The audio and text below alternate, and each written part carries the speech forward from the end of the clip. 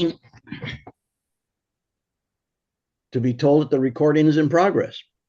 And let's move this a little bit. Okay, more better. Hello, everybody, and welcome. David Byer, of course, has a gorgeous view out that back window there.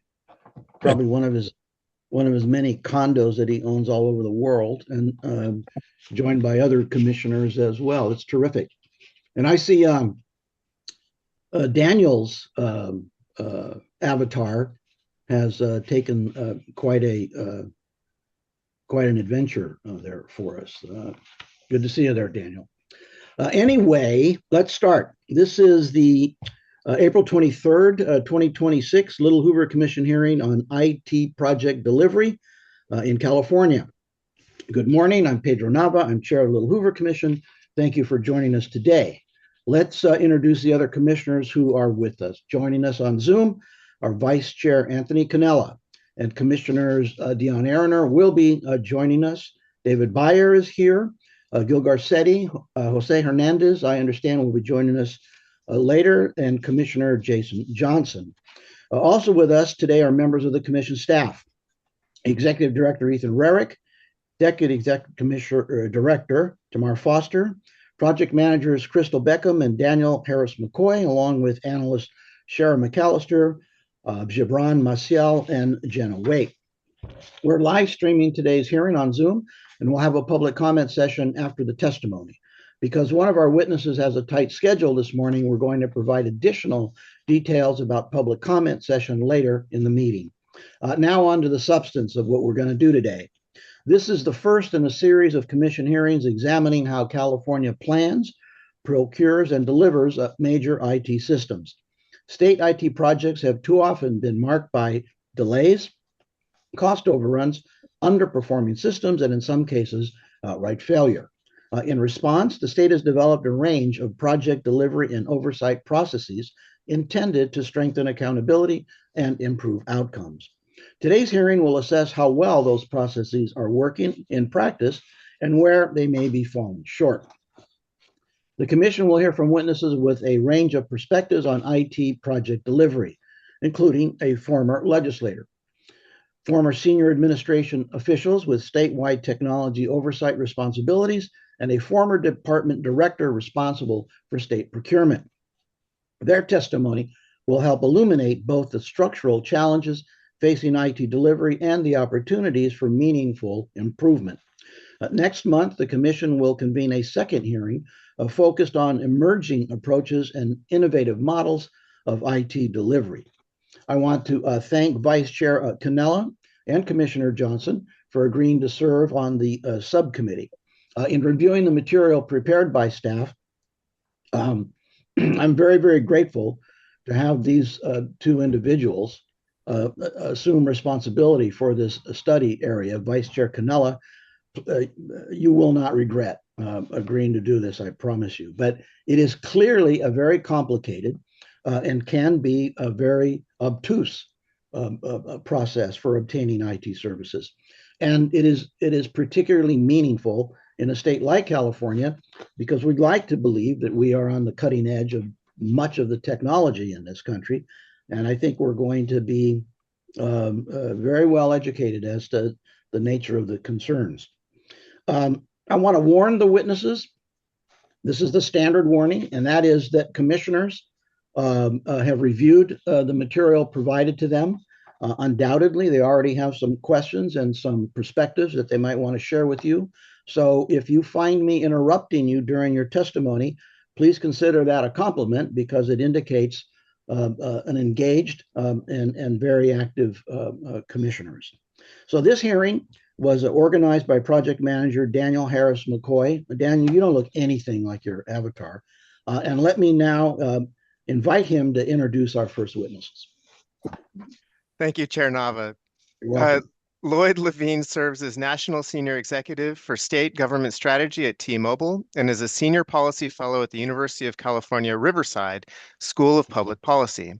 A former member of the California State Legislature, he chaired the Assembly Committee on Utilities and Commerce and authored major technology legislation, including the Digital Infrastructure and Video Competition Act.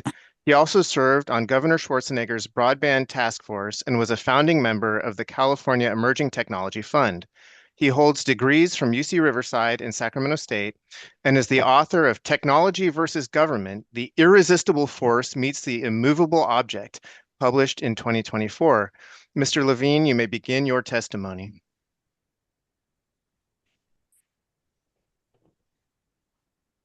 Mute and turn on my video. Okay, are we all good here? There we go. There you go. Okay, it's good to see everybody. Apologies, I'm in a conference room at a hotel, so you'll have to deal with the glare off of my forehead, and there's not much I can do about that. The topic at hand is a very important one, and one that I think I bring a unique perspective to. As was indicated in my introduction, I have experience on the government side as a legislator who led on many of these issues, and on the academic side through my being a senior policy fellow at the UC Riverside School of Public Policy and my research work there, and then practical hands-on experience leading T-Mobile's government technology strategy team for the last 5 years, working with governments across the country, from state to local governments to education, and understanding how they actually procure technology and where it goes wrong.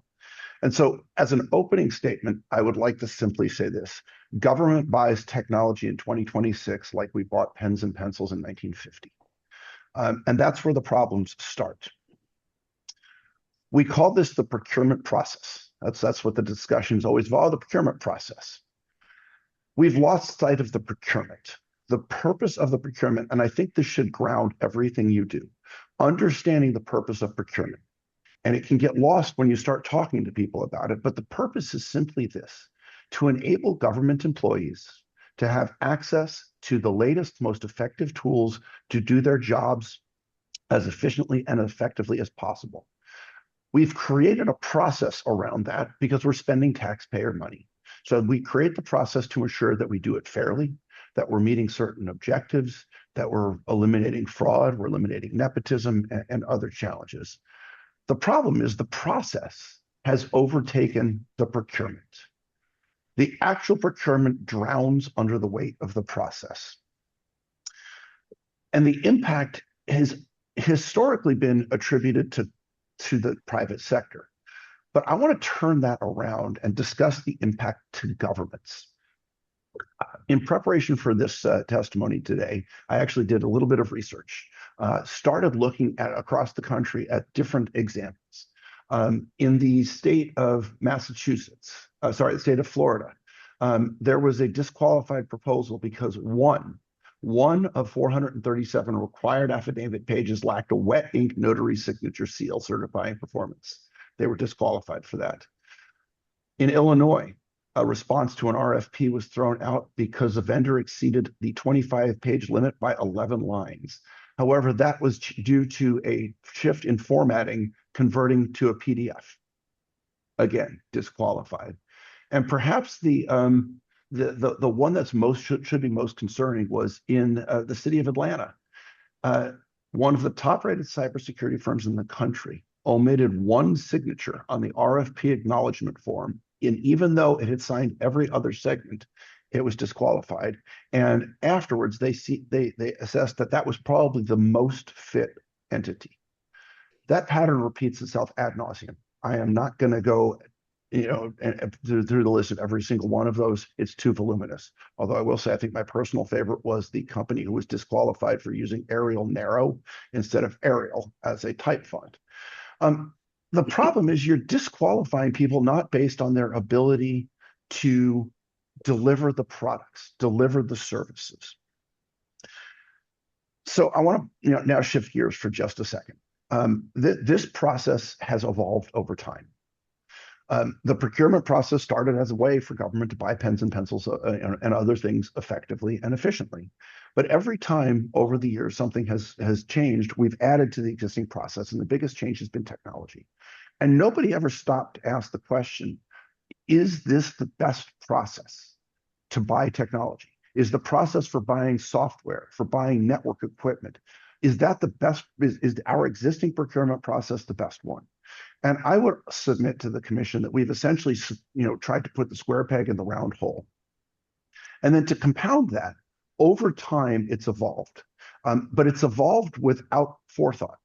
One legislature, then the next legislature, then the next legislature. Every time something goes wrong, somebody tries to address the problem. And usually that involves adding another layer of complexity. It doesn't actually fix the problem, it adds a layer of complexity. And over time, this process has become unwieldy. At no point did a legislator in 1987 or 92 or 2005 stop and look at everything in totality. It's a very challenging proposition, I will submit, and this is probably the best format to do that. So you've created a system that evolved over time and has grown rapidly in complexity. Now, let me go to the process itself. There's really essentially in California two ways that governmental entities buy technology. There's an RFP process, and then there's the cooperative purchasing process. RFPs are generally used for one-time large projects, large purposes. The cooperative agreements are used for things that are going to be more routine, that are going to need to be updated. I'll say my pens and pencils example. You don't want to go to RFP every time an office needs a pencil or needs paper, needs to replace the trash cans. Those things get put on the cooperative contract. Both of those processes are fraught with issues. And some of those issues are overlapping, because even through the cooperative contracts, there's still oftentimes an RFP process to get on. Even though there are multiple awardee contracts, there's still RFPs to go on, to be on that multiple awardee contract. And if you don't fulfill all the requirements of that, you can be disqualified. So, if you submit 2 of 4 documents, there's no chance to go back and submit the other 4. The effect, however, again, is that the states are disqualifying potentially the best vendors of these services. I would also argue this penalizes newer companies who are less able to hire the fleet of lawyers and experts necessary to fill out 500 pages of documents. So with those issues, with the layering on of complexity, we've created a number of actual problems. First of all, there's culture. The culture in the agencies regarding compliance in departments is challenging. There is a fear of making a mistake. There's a fear of somebody like Mr. Nava in his old role, or me in my old role, grandstanding and calling the director or the person responsible in front of the commission and berating them, or committee, and berating them to score political points. And that fear is real. We've created, and these are in no particular order, but that fear of culture is something that can't be addressed directly, but will be addressed through an improved process. If there's less ambiguity about the process, there will be less fear in the bureaucracy. We also need to shift from a process-based to an outcome-based approach. Right now, if you're in a department, in an agency, the question is, did you check all the boxes?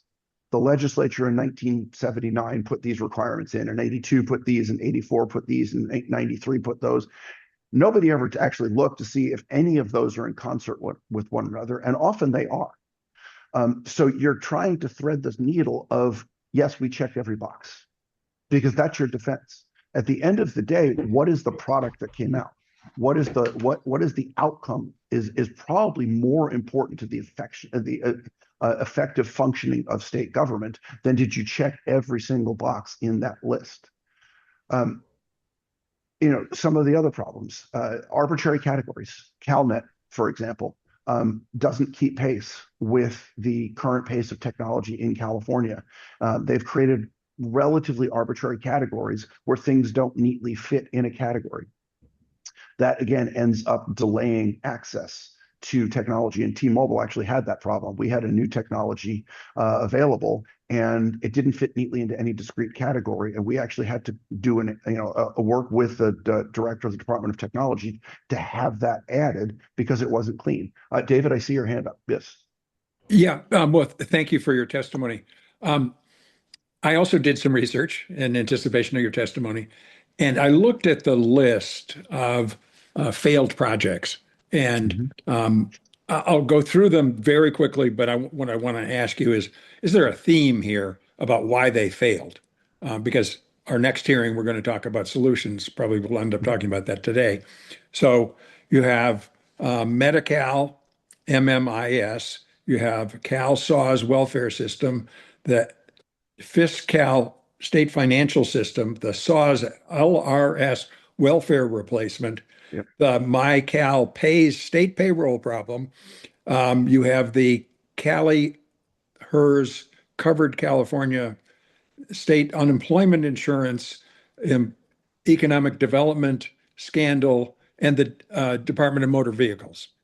I think that if you look at the sum of all those, which is for the last 15 years, there are some common themes. Yes. And I'll give you at least my take on it, and maybe you can just agree or disagree. It's kind of bending metal most of the time.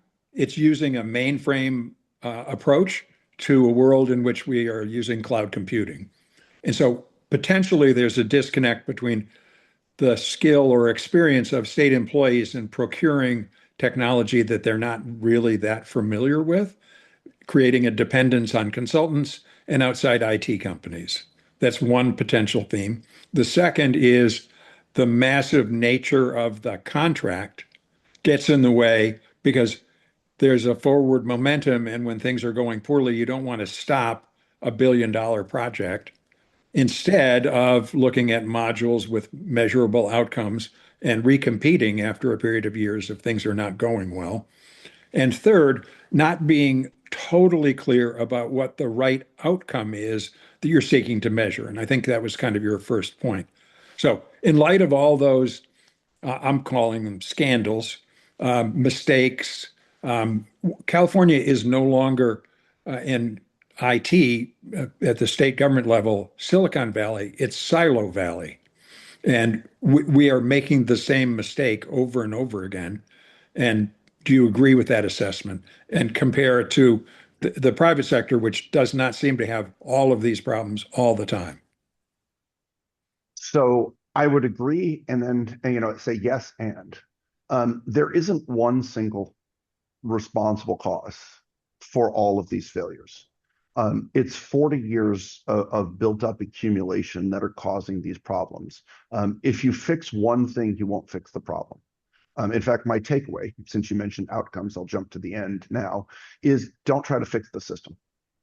Build a new system and then figure out how we transition to it. Because if all we try to do is fix this system, we're going to be the 45th year of somebody trying to do something to adjust a system that wasn't built from the beginning.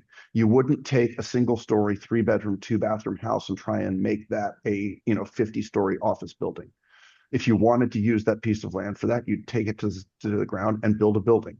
That's what needs to happen here. So I think understanding the root causes, as you've identified some of what you talk about, actually, we talk about in my book, in the first chapter of my book, which I co-authored with John Thomas Flynn, the first CIO of the state of California. Some of it's internal organizational structure. There are multiple entities who have procurement contracts for technology. You can buy iPads, for example, through CalNet, but you can also buy iPads through DGS. And sometimes those two agencies don't always agree on how things should go. I actually literally had to, and I know she's coming up, I had to actually call Amy Tong when she was secretary and ask her, since both agencies were rolling up to her, to help decide how to solve that issue when both were asserting territorial claims. The litany is long, and we don't have enough time to go into them today, but I agree with you. Starting at the beginning, you need to have a clear process. The other thing that I would argue is an executive sponsor and team within an agency. So it shouldn't just reside with the technology folks within an agency or department.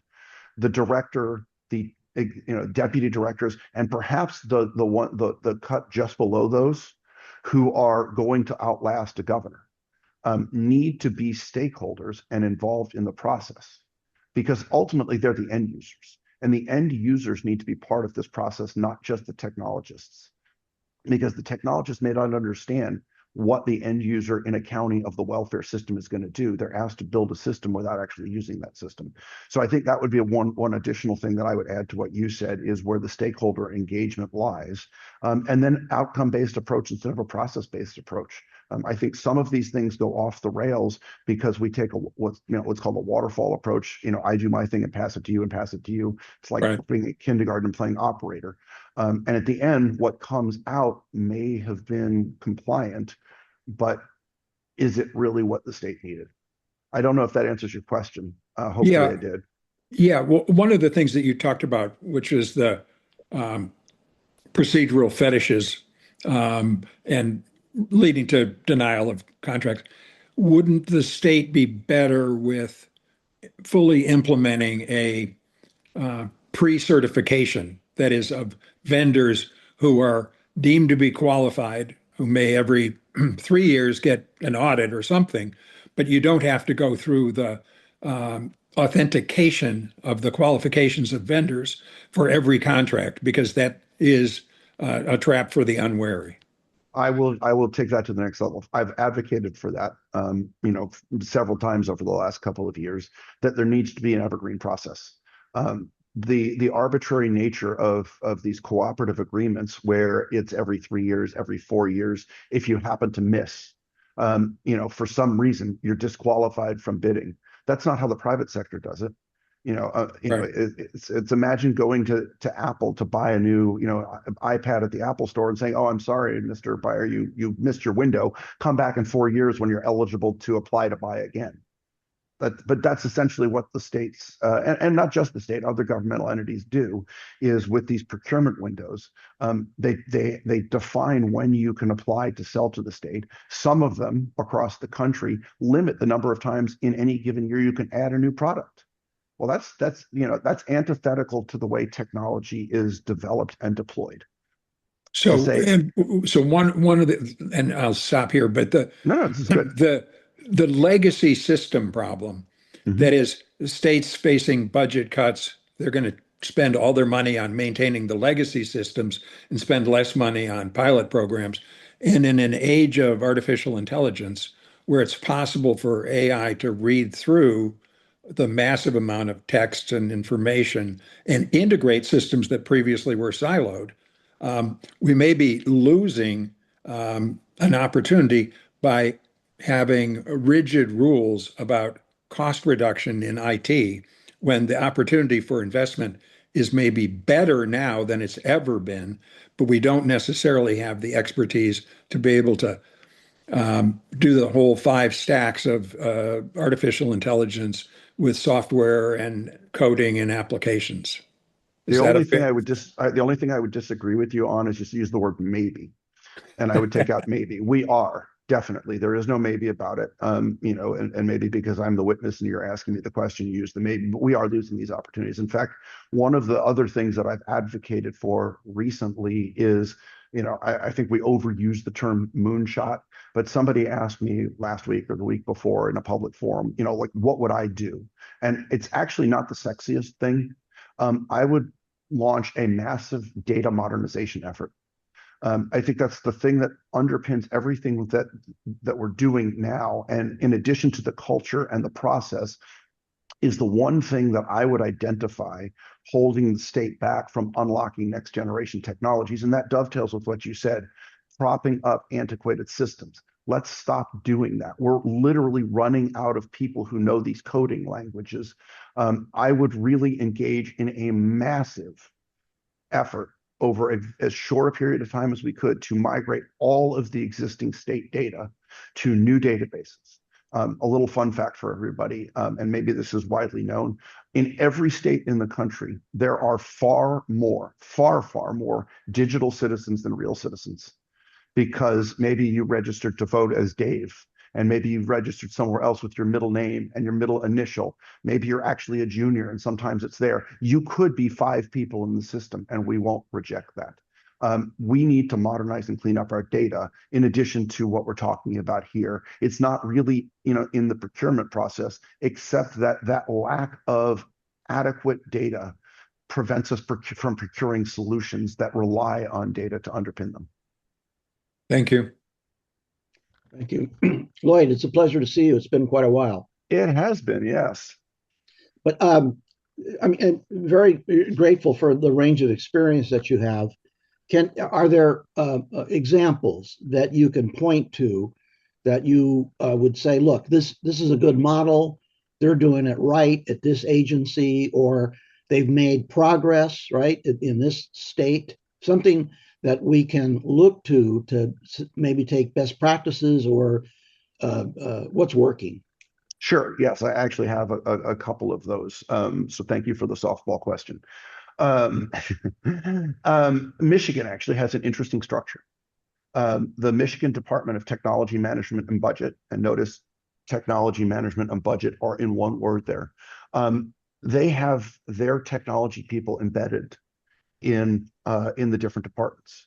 So if you're meeting on a technology issue with, say, the Department of Motor Vehicles, for example, the Department of Technology Management and Budget is there at the table with you, so that the decision-making process incorporates everybody from the get-go. I think that's a very good model. And I know that might ruffle some feathers in California, because we have a model where we don't have that level of coordination. We create these, let me do my thing, let me do my thing. And I understand that. And there is room for that, because there are agencies who might need to procure technology solutions that the others don't. Social service agencies might need to procure social service applications, of which there are many, that might not be relevant to the Department of Transportation. So separating enterprise architecture, enterprise solutions from customer-facing specific solutions would be one way of going about it. Two other examples to round out your question. One is a model in California that I actually did, and you were there for that, which was DIVCA. We took a very fractured, antiquated process of applying for franchise agreements to deploy telecommunications and video franchise service, and we created a streamlined process. And we went from a discretionary act of local government to a ministerial act at the PUC on a rotating basis. So no longer did you have to apply for a franchise and then come back in 3 to 5 years after you've spent $30 million on equipment upgrade and apply for a new franchise. As long as you met these requirements, you were granted your franchise. And that's actually not wholly dissimilar from the NASPO process. National Association of State Procurement Officials has a cooperative contract that is a master agreement negotiated with one state. The most current one is Utah. And then other states, and California utilizes NASPO as well. We've got CalNet, but local governments utilize NASPO. And NASPO is the closest thing, I would argue, to the ideal. I'm not saying it is, but it's the closest thing. And not just NASPO, but NASPO is the biggest. There's others, Sourcewell and others. But even then, that model is limited, because if NASPO signs the master agreement, then companies have to go to the states and sign a participating addendum with the individual state. And that's where the problems start to occur, is when the participating addendums start to mirror some of the problems that we've already identified. There are states where the participating addendums don't allow certain products in certain categories. There are certain states where as I said, they will only allow certain things to be added to the contract in a certain number in any given year. So I think David's comment was best. Something I've added, a pre-vetting. And then the one thing while you're thinking about that pre-vetting that you want to do, though, is ensure that the state isn't getting in a position where they're buying technologies that are going to fail. So maybe a company is pre-vetted, but they are releasing technologies. How do we ensure that everything they release is viable? How do we do this in a way that doesn't bog things down? But I think that can be done by retooling the state workforce. Again, back to what David was saying, looking at the skill sets in the state workforce and what are their skill sets. And I'm not necessarily saying remove people, but change the focus of what they're doing. Maybe instead of the procurement process, they're in technology testing. They're the ones who are certifying these products instead of making sure all the boxes are checked. Very good. Thank you. Let me, looking at other commissioners to see whether or not anybody has a hand up. I don't see one, and it looks actually, Lloyd, like we're going to make the timeline that you had suggested.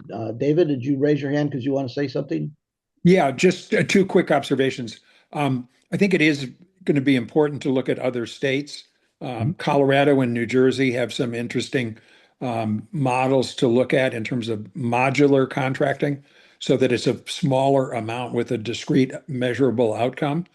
And the federal government, the United States Digital Service, which I've talked about in the past, is a way of bringing in essentially newer, more technologically trained in recent breakthroughs and infusing them into the government.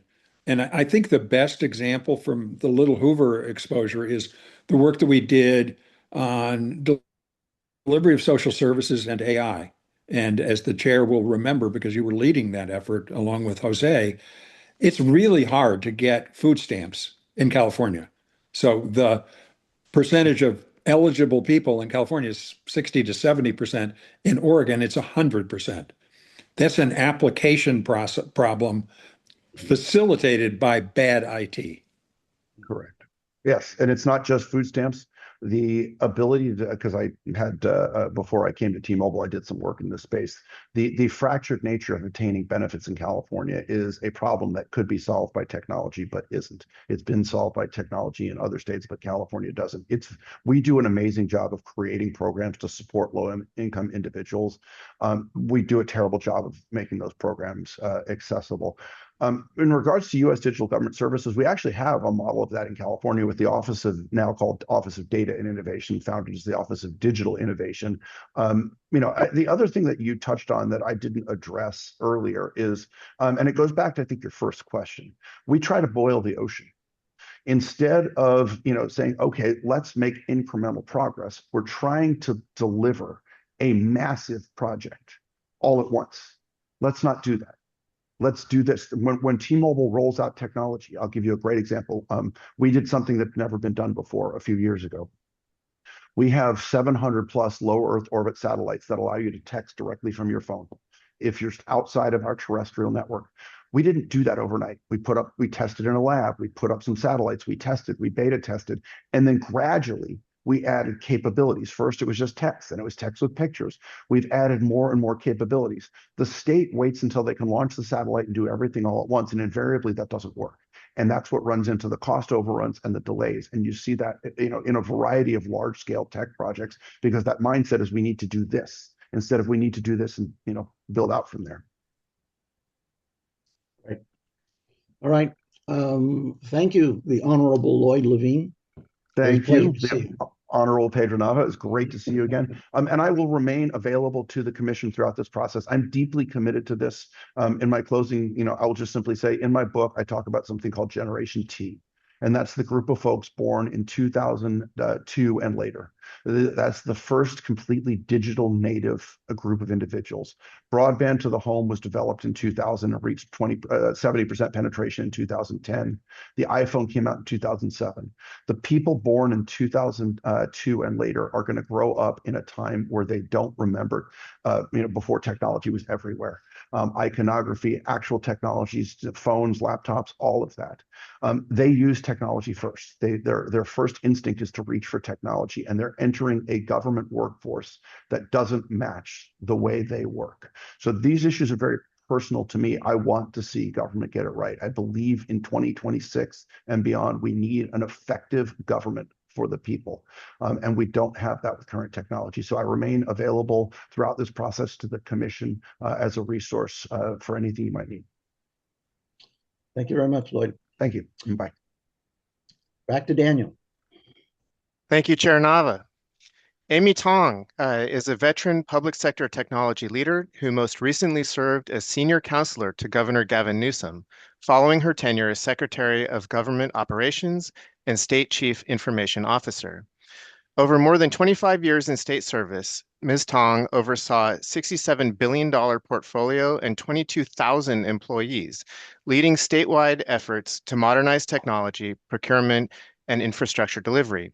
She spearheaded the nation's first statewide generative AI policy, established California's Cybersecurity Integration Center, helped launch the largest broadband middle mile network in U.S. history, and founded the Governor's Innovation Fellows Program.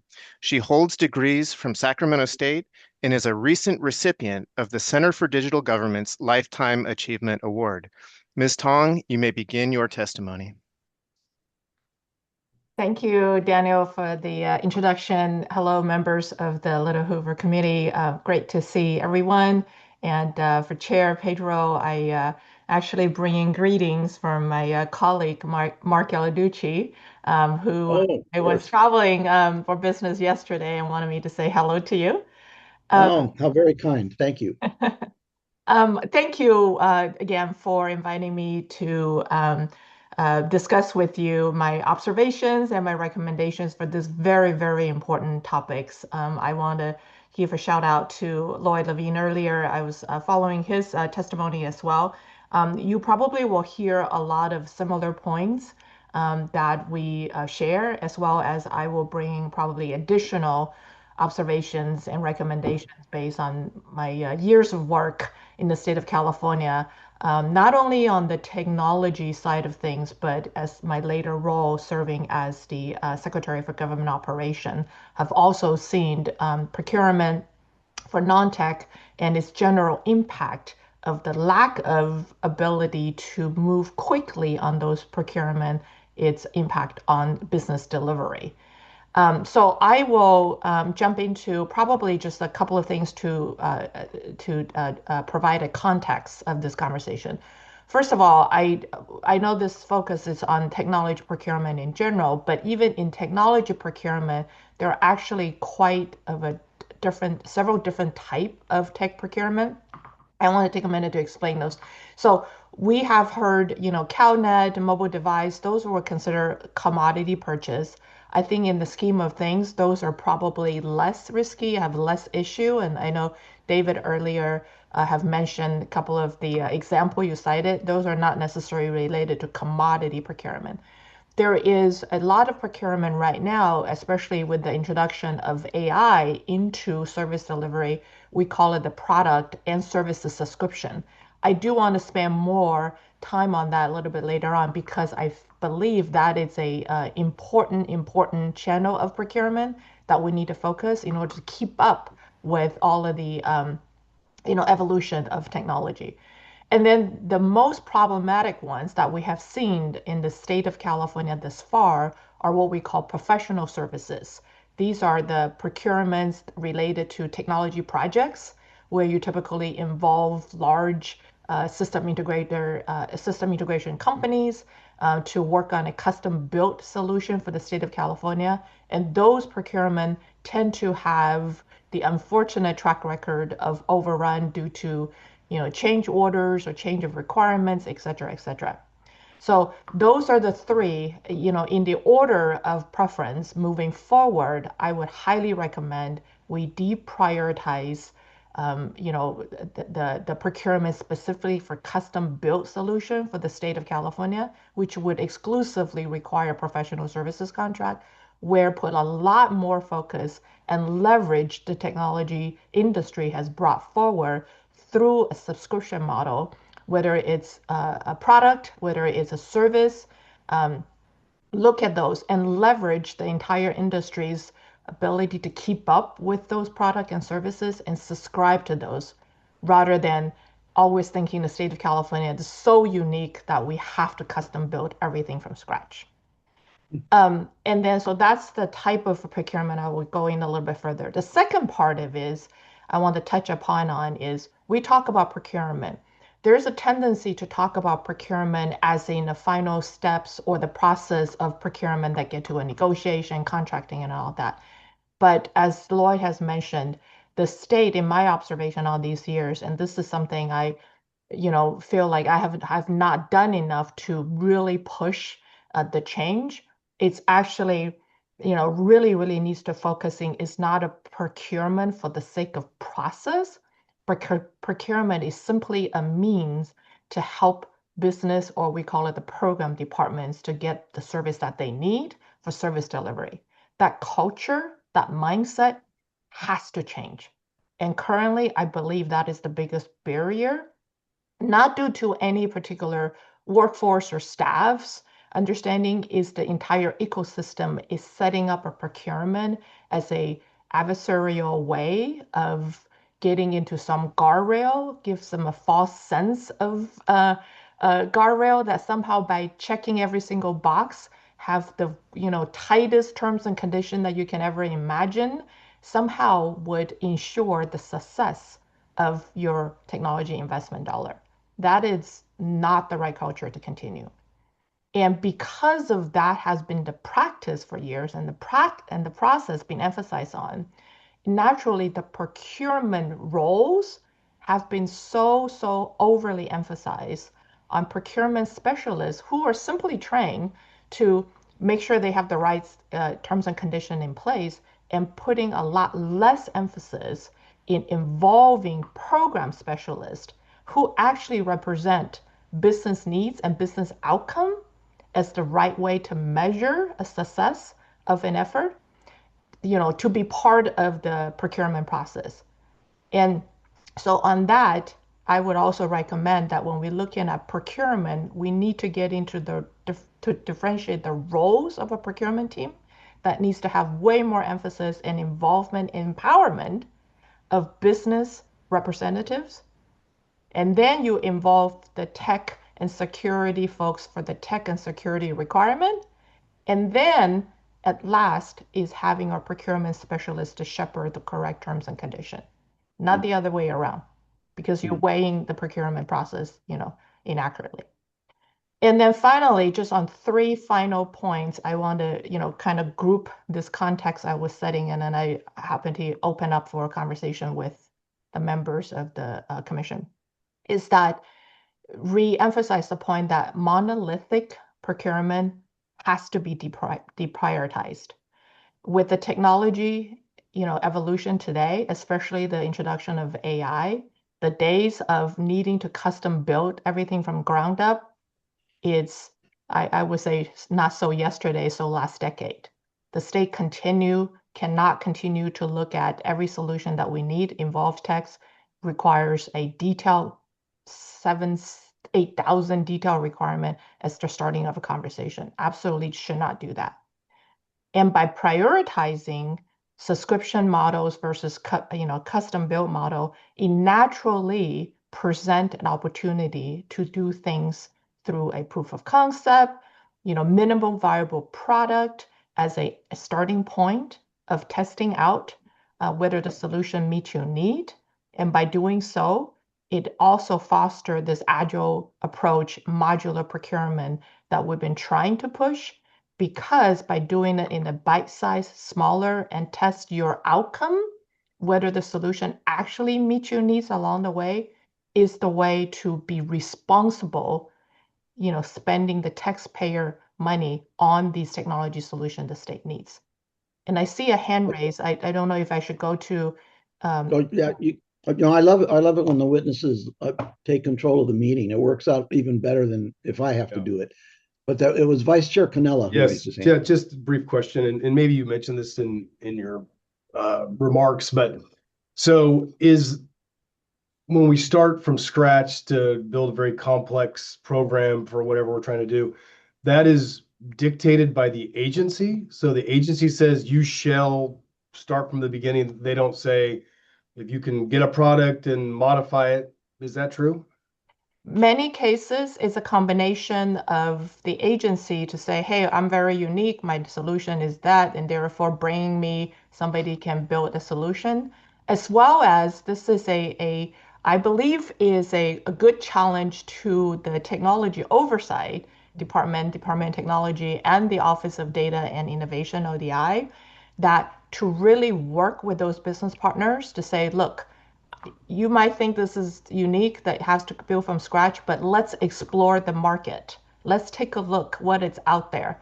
And perhaps there's things that you didn't even know that's available. Let's do that market research up front before you jump in the solution that the decision that we need to do this from scratch. Okay, and I know the staff report talked about, we like to focus on all the failures.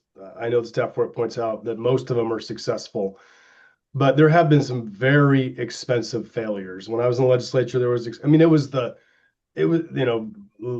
Levine talked about, grandstanding. It was just so easy to grandstand on these massive failures. So why hasn't it been fixed just by the agencies or the administration? I mean, I have high regard for the Little Hoover Commission, but it seems like the solution is so obvious. Why hasn't it been implemented?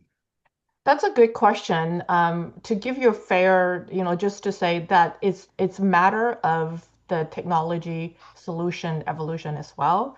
If you're looking at the failure from a decade ago, you're right. Many of the solution might require a custom build. And that's inevitable bringing those expensive professional services contract. As technology has evolved, like I'm looking at even the past 7 years when even COVID started, there has been more and more of those pre-built solution. And now with AI, many of the pre-built solution can be easily tailored, from using it. And that's why I was emphasizing in a point that I'm not trying to say, hey, why didn't we fix this a long time ago? Sometimes the industry was not quite ready to have these type of offering too. So it's also not necessarily a good comparison to say the failure from 2 decades ago, why you think there's a way to fix it now. The reality is the industry have also evolved, but it is up to the state to keep up with that so we can actually leverage those new solutions. Thank you very much. Yeah, before I go to Commissioner Byer, I mean, an interesting aspect of this was Lloyd's reference to, what do you call it, T generation. And I was thinking about, I was in a restaurant not that long ago, and there was this probably like a 2-year-old in a booth behind me. And on the counter by the booth was an announcement that was in a frame. And this little girl was punching the glass, right? Because she thought it was a tablet. So there's going to be a whole generation of people who that's their frame of reference. That is what they know. And I think maybe part of what we're going to have to wrestle with is those managers in state agencies and departments who aren't punching that picture frame because they know it's not a tablet. There's going to be an orientation that they bring with them that unless they are prepared to be open to a different perspective, it will get in the way. And then you couple that with, is employment for the state of California an attractive position for the new generation? Will the new generation of people want to come to the state to work so that they can bring those skills with them? That's an entirely different topic, but I do think it's going to be part of what. And if I could build on that, Chair, and then I'll get to Commissioner Beaver very quickly. That's why right before I left the administration, we have been pushing what is called Innovation Showcase. And that is bringing the innovators from the industry come to respond to specific problem statements and demonstrate their capability to meet that problem statements. Now, one of the things that I wish we'd have done more is that typically the attendees of those innovation showcase has still been traditionally the technology specialist. We need to do a concerted effort to bring the business folks to those so they can get educated what is out there instead of what is out there in their mind, which could be, years behind. Right. Commissioner Byer. Yeah, I want to reflect back on your testimony before us at Fioli on artificial intelligence several years ago. It was a tour de force, and congratulations on that and your leadership. But I want to use it as an example where I think there were lots of reasons to be cautious about the introduction of artificial intelligence to state government. And in general, I think Governor Newsom and his advisors, including you and others, have put together a coherent framework far in advance of other states. And what I'm wondering about is what lessons can we learn from the artificial intelligence adaptability, that is flexibility, knowledge of technology, and implementation that could apply to some of these more traditional IT projects? Because what the governor did with your leadership is proceeded slowly to try and figure out what outcomes we want to go after and not jump into the lawyer-like policy creation thing. And it evolved over time to create a sandbox for state employees to play in, comprehensive training for employees, values, et cetera. That process has worked well. Why can't we use some of those lessons for IT? Yeah, thank you for that comment, Commissioner. I would say a few things. in fact, it was through that process of introducing generative AI into state of California, dated back in 2023, and it was a very, I would say, a very measured, methodical approach while keeping up with the pace of AI, is what prompted my recommendation now that when the state is procuring technology solutions that contained or does not contain AI, need to look at more of that type of model. That what I meant by that is the introduction of AI, even back in 2023, at the beginning, it was still like, oh, let me tailor something, let me specifically train the AI agent for some of the state needs. Just in merely 2 years, now that we're 2026, or I would say 2025, last year, that those AI offer solution has already changed from training something from specific to state needs to I simply tune a pre-built solution that we believe will meet majority of the state's needs, and then we simply tune it to make it more tailored for your specific use. And just and that have evolved so fast with AI. But prior to that, even without AI, many of the services that was developed as a niche product, or we call it specific, meeting a specific need, already have that kind of capability to start you, not from a scratch, but starting you to, let's say, 60% of functionality can be met. You simply need to work with them to further tailor it. And that is the I would say a access to service the state of California was not very open to in the past few years, but now I believe we need to put more emphasis in to really explore what is out there that we can leverage, and therefore the procurement process support that kind of adoption. So we have a gubernatorial election coming up. There was a debate last night. And so regardless of who wins, if you were on the transition team for the incoming governor, what management changes, if any, would you propose here? So right now we have I'll call it a distributed power model with the Department of Finance holding the money and technology and government operations coordinating with the departments. And so it's kind of a mixed management scheme. I think the dirty word would be a matrix management. It's not completely clear all the time who's in charge, and lots of coordination meetings and things like that. Would we as a state be better off with clearer lines of responsibility? And is that something the incoming governor should think about?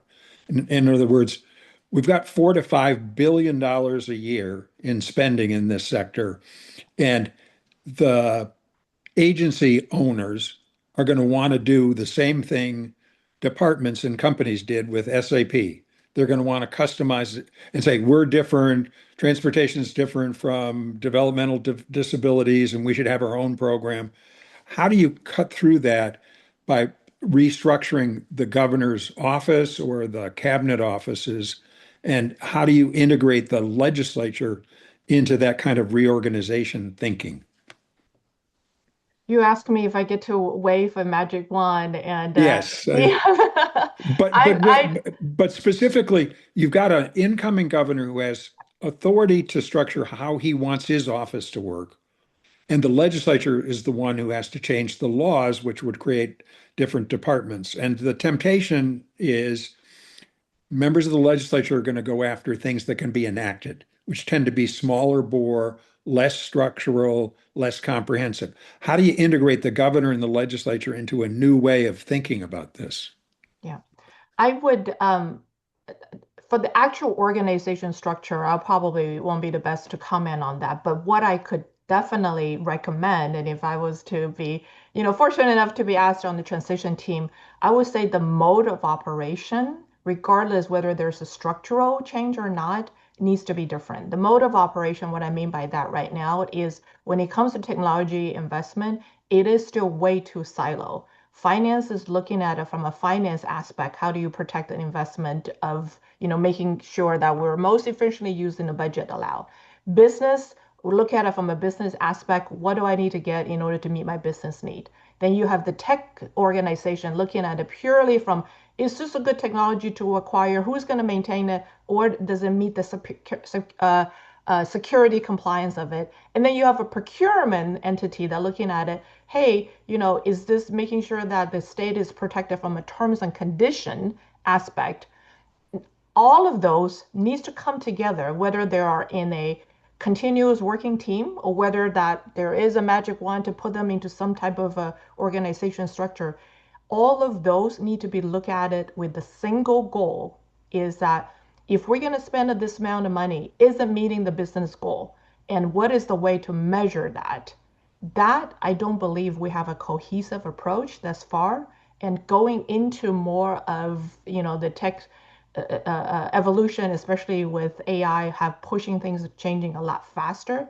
That to me is a needed step forward to making sure that we are measuring success and measuring the outcome to be met completely different than how we're doing it today. Thank you. Very good. Any other commissioners with questions or comments? Seeing none, go ahead, please. One more point, I think since Commissioner brought up the legislature role on this, and I don't think I have touched on that when I was going about, the team that needs to look at, a measure outcome differently is the legislator's role. Again, if I have a magic wand, I completely respect the much needed oversight. But I have seen and have dealt with this in my years of state service, the pain that also has presented when it comes to the oversight naturally tied into an 18-month budget cycle.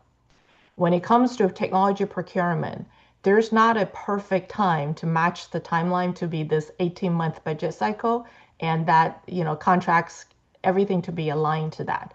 And that also goes counter into the agile approach, start small, start with a much less investment, test it out, and then if it works, test more, and then it really demonstrated to work, then you spend the funding it needs to scale the solution.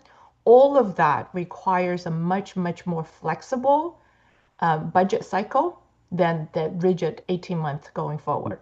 So there was a recommendation, and I'm really hoping the new administration, along with the legislature, when they have an opportunity to figure out what is a way to modernize the budget cycle while maintaining the appropriate level of oversight when it comes to tech.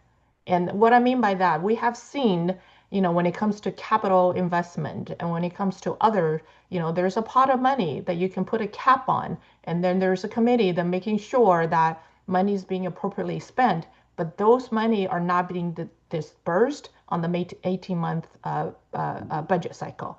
Things like that would go a long way to help not only keeping the technology as a way of adjusting time delivery to meet business needs, but also reduces the risk that currently the industry has to put on, which marks up their price when it comes to working with the state of California, because they don't have that level of certainty or that level of timeliness to provide services, through funding. So I think all of those needs to be relooked at. Well, it is an interesting point, and you would think that with the change to term limits, right? And when I was in office, in the assembly, I had 6 years. Well, people that are there now, they have 12. And you would hope, I'm not so sure that that's the case, but you would hope that longer timeline would contribute to the willingness to look at things not from a 2-year cycle, right, but from a longer cycle, so that you might not be able to get everything done that you think you need to as a legislator in 2 years, but keeping in mind that you've got more time to get it done, so that you could change deadlines like you are suggesting, and it wouldn't necessarily mean that the legislator is missing out on an opportunity to raise an issue that would help them with reelection, because of course that is first and foremost the thing that most legislators are concerned about, is being reelected.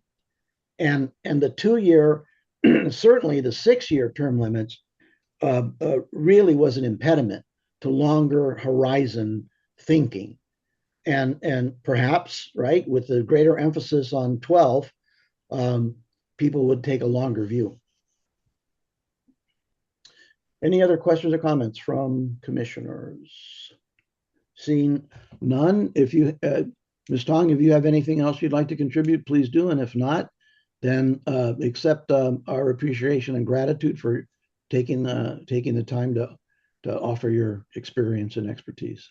Thank you. And I'll just close by saying that I appreciate the commission looking at this topic at this very critical moment. And I will remain to be available to you all whenever you need me. I'm very, very passionate about this, and I really want to make sure that as we move forward, there's continual improvement in a much accelerated pace when it comes to procurement. Thank you very much. And Daniel, before you introduce the next witness, I really have to express on behalf of the commission our gratitude for the caliber of witnesses that you were able to secure for this hearing. These are people with deep commitment to this topic and with a very exquisite understanding of what it is that is involved in procurement and trying to obtain the best services. Thank you. Thank you, Mr. Chairman.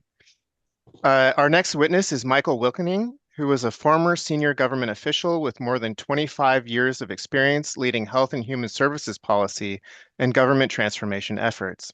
He is a senior fellow at the Aspen Institute and co-founder of the California Council for Government Innovation.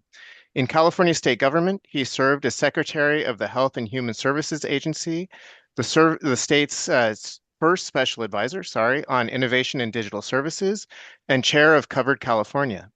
He also served in the federal government as senior advisor for technology and delivery at the U.S. Department of Health and Human Services and in the executive office of the president. He holds a master's degree in political science from UC Davis. Mr. Wilkening, you may begin your testimony. Okay. Thank you for having me here, Mr. Chair and members. As Daniel said, I'm Mike Wilkening, and I think you're going to hear common themes from all four of your witnesses today. We have similar experiences. We've done a lot in government over time. I think in the ones that I'm hearing, there's a focus on process and not on outcomes, and we need to shift that. Rethinking executive sponsorship right now, that is rather weak actually in the state. Upgrading the skill sets of state staff, whether that's through hiring or through training, is an imperative. Pivoting away from custom builds and moving towards the subscription models using more modern technology delivery that Amy was talking about is also another imperative. Moving away from requirements definitions and more towards an outcome-based approach. The large projects that we're talking about that have failed, they have thousands and thousands of requirements, with the state trying to anticipate exactly what it needs rather than articulating the problem that it has and allowing the technology companies to come forward with their best solutions to those problems. We don't do a good job of exploring the market. Part of that is we don't know what the market really is. And so having more visibility into that is also something that I'll talk about. I think Lloyd brought up a really important point, which is that there have been incremental changes and improvements to the system over time. It's not enough. We actually should start over. We're building on top of things that have not worked. And as you have failures, rather than looking at the entire system, we just build another safeguard in or another process. And so it's really important to think about as you move forward, should we just start over with this? I'm also going to address a couple other areas. Amy started to talk about funding. The budget process is an 18-month process. The first 13 years of my career were at the Department of Finance. So I'm quite familiar with that process. It is not good for the delivery of technology. It's not fast enough. It's not nimble enough. And we need a better process that has funds available for staff, for the departments on a continuous basis, rather than waiting for the next budget cycle. And breaking those projects into smaller projects rather than big bang approaches is also going to be a piece of this. Project approval. The PDL process is better than PAL, but just incrementally. Again, this is one of those where start over. We really should be thinking about what project approval should be focused on, and I would argue that it's on outcomes rather than the process itself. So the articulation of what outcomes we really want with measurable with measures that we can see if we're making progress towards that outcome. One area that I think has a lot of promise, one approach that we've seen recently is the request for innovative ideas, RFI squared. The reason I think that is that there is a focus, and Amy talked a little bit about this in the innovation approaches. There's a focus on a problem statement. That's what state staffer should be owning, is what problem are we trying to solve? Be able to articulate that. And then move that out to the vendor community, get short responses back from them, and then move into demonstrations. So not you can write an RFP response, but can you actually show me that you can deliver something that's of use to me?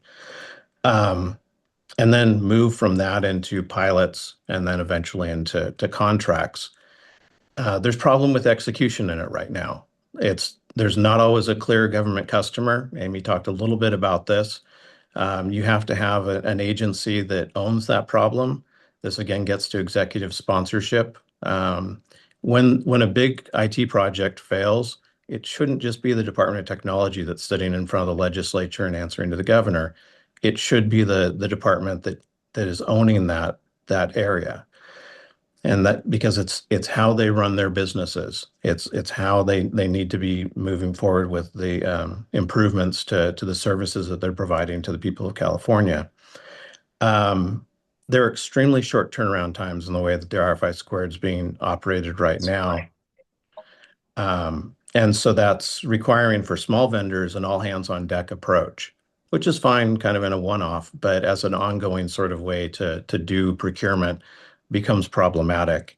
And currently in the last round that the state did, there's no down selection from the written responses into the demos. So for the last one, there were over 100 demos that were done for the state. And then trying to parse that out and figure out what's useful and what's not is incredibly time consuming. And so it slows down the reaction time from the state. So we may need some clarifying statute to make this whole approach work. And right now, pilots aren't funded. So again, for smaller vendors, that's going to be problematic. And so we may need some funding there. On the marketplace side, knowing what's actually been built out or bought in the past, there's no clear way to find that out right now.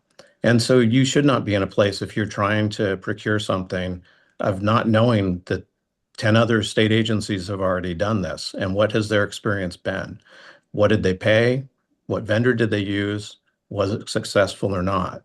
And that information would be key for the state to leverage as it has its negotiations with vendors and as it moves forward with what it wants to buy. And we should be leveraging what we've already bought. So if you already own a system that does something, can you just add another department into that, or can you modify that? It's one thing that I was trying to do when I was at Health and Human Services, both as undersecretary and secretary, and that the current secretary has continued to do is build out that capacity so that across those departments, they at least have visibility. Amy talked a little bit about this. I think fundamentally oversight needs to be rethought. On both the administration and legislative sides. And so, Lloyd talked about this as well. It's kind of this culture of fear. It shouldn't be a fearful process coming in. It really should be trying to learn what's going on and trying to be helpful about getting to the outcomes that everyone has agreed we're trying to get to. But this again means you need to have outcomes. You need to have something that the legislature and that the administration can focus on rather than the process. And then you can have benchmarks and you can have actual measures that you're moving and seeing exactly how you're doing in your progression. I think with that, I'll open up to questions from the commission. Yeah, this is Pedro. What I hear, and it just reminds me of the the study that we did on Dentical and how, and not with respect to IT, but the culture. And they were, the department was so concerned about being called in front of a legislative committee on oversight and being questioned about fraud. And it was something that they were just absolutely petrified that they would experience. And so they built a system that was so cumbersome and so detailed and so onerous that dentists didn't want to participate. Mm-hmm. And they did it because they figured, as we've been talking about, the greater the greater the process, the less the opportunity for fraud, even a mistake. And so the result was that there were 300,000 children in California who were eligible for dental services, but weren't going to get dental services because they couldn't get enough providers to participate. And I think, mm-hmm. and I think you're right. I think, Lloyd was talking about dragging somebody before a committee and berating them and, pounding on the table and making a big show of it. And so people in the agencies don't want to have that kind of an experience. And so you're right. There's part of the culture that has to change. And I see Vice Chair Canala followed by Commissioner Byer. Yes, thank you for your testimony. Appreciate you being here. You mentioned that, it'd be helpful if departments talked back and forth and knew what IT solutions they've developed and the costs and all that. So that doesn't happen now. No. Every agency is their own island where they just do their own thing. They're generally their own islands. Wow. Like there is some insights, but you don't have like a dashboard you could go to and say, I'm trying to procure this type of technology. What does that look like? How many departments have it? What does it cost? What does the implementation look like? You could do research and try to track it down, but I'm not aware of anything out there that actually gives that level of detail. So is that more of a cultural thing where the agencies want their own autonomy, or is it just part of it the ability to communicate? Part of it's a technology issue. Part of it is, as Amy was talking about, this idea that each one's bespoke. And so, trying to figure out where the commonalities are and what can be used across different silos is an important aspect of this. Well, the dashboard idea, that seems like a real common sense first step. So hopefully we can recommend that. So thank you. Yeah. If I could just real quickly, for the chair had brought up a point relative to the culture of fear. And I do think that there's an important point to be made here, which is the approach to modular, which is and this Lloyd and Amy both talked about this, but breaking down these big projects into smaller projects are learning environments. If you're coming in with a $1 million, $10 million project and it's having problems, you can have a conversation around that and you can learn. If you're coming in front of the legislature or the governor and you have $1 billion IT failure, that's not a learning moment. Mm-hmm. Right. Yeah, no, it's like I remember I had a conversation with somebody years and years ago. They wanted to bring about some kind of technological deal. And I just said that, does the name Oracle sound familiar to you? And people would just run away, right? As soon as you say Oracle, they would you'd see nothing but doors slamming in your face. And so that, that's an example of what happens when you have a huge failure. It just becomes, nobody ever wants to go there again. Yep. Commissioner Byer, followed by Commissioner Erner. Yeah, well, thank you for your government service over many, many years and in various levels of government. I want to go into the compare-contrast between the state of California and the federal government. And so I'm assuming, based on your biography, you both worked at Health and Human Services and probably at OMB. Is that right? That's correct. Okay, so I was a congressional staffer for 10 years. I worked in the Clinton White House on reinventing government, among other things. So I've sort of been maybe more in the DC side, even than the Sacramento side. And Congress has a way of thinking they're going to solve a problem. The Paperwork Reduction Act the regulatory review of the Office of Information and Regulatory Affairs. I get that there have been attempts to reform lots of things. Some of them have worked some of the time. The biggest learning, however, is a commitment by the leaders of an organization. In California, it would be the governor and the governor's senior staff to make things different. And so the cultural question that you raised about how you think about things sort of needs to be imbued into the senior staff of the governor. But that's not something that we can easily do as the Little Hoover Commission. So we're going to default to what are the structural review questions or the organizational questions. And so what I want to focus on is, are there tactics used at the federal level that have been successful that could be easily applied at the state level? That is the OMB process, where there's a principal person responsible for a function, health, for example. There's a principal associate director for health. They have jurisdiction over hundreds, actually trillions of dollars of spending, and they have a staff of professionals, and they're focused on outcome, and they can drive change, and they have various mechanisms, budget passback reviews. The director can send letters to the cabinet secretaries saying the president wants these following 4 things from you. Are there processes from the federal government that we could apply at the state level? Yeah, so there are a few that come to mind. I mean, one is you brought up, which is the focus on outcomes. And so having OKRs and actually making sure that you're measuring your progress and that you have a very clear end goal.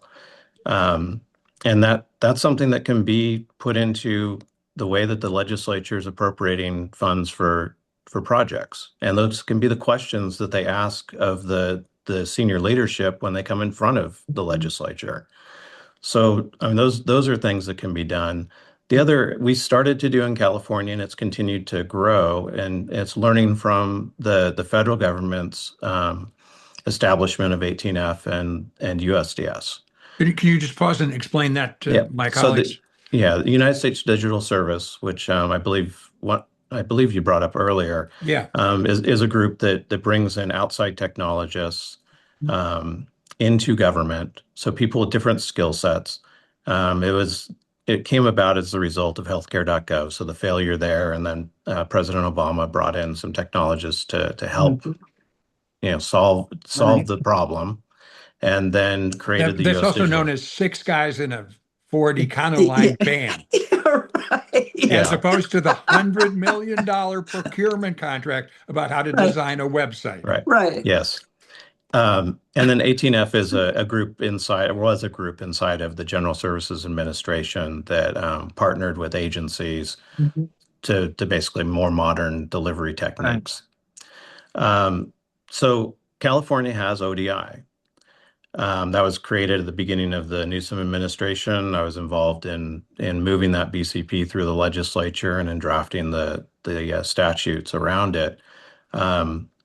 It needs to grow. What eventually you need state staff and other departments to have those skill sets. So I don't think that these approaches these are the initial stages of moving forward. These are not the ultimate solutions. As you start with something like USDS, and then you start to build out those skill sets in the staff that you have in the agencies so that they have the responsibility and the skills to deliver the services that they need to deliver for the people they serve. But this requires executive leadership. And so it requires the secretary and undersecretary, directors and chief deputies to value the approaches around delivery and modern government delivery, and to be saying this is how my resources are going to be used. When people come in front of them with recommendations, asking the questions about user-centered design, have you actually taken into account the people that need to interact with this? Are you using modern technology delivery? Are you scaling down the solutions rather than giving me the whole big solution? Are we building in opportunities for us to iterate on this and learn? And those are all things that at various levels in the federal government have been done. and are being done at some levels in California, but I think need to scale out. Yeah, just a personal anecdote. So people will remember Y2K and that nothing happened. But at the federal level, what did happen is the president called in all the cabinet secretaries and said, you're going to meet with the vice president personally once a month. Your deputy is going to be in charge of implementation, and you're going to have sectoral outreach to every industry you regulate. And it's all going to be coordinated here in the White House. And here's the guy, and here's his staff. And when they speak for me. The staff was 3 people. Yep. And it worked. I honestly think when a secretary, undersecretary is hired at this point, one of the questions should be about delivery. Yeah. You know, how are you going to deliver services? And that the endpoint's not a bill, it's not an executive order, it's not a policy. It's how are you actually going to change the lives of people?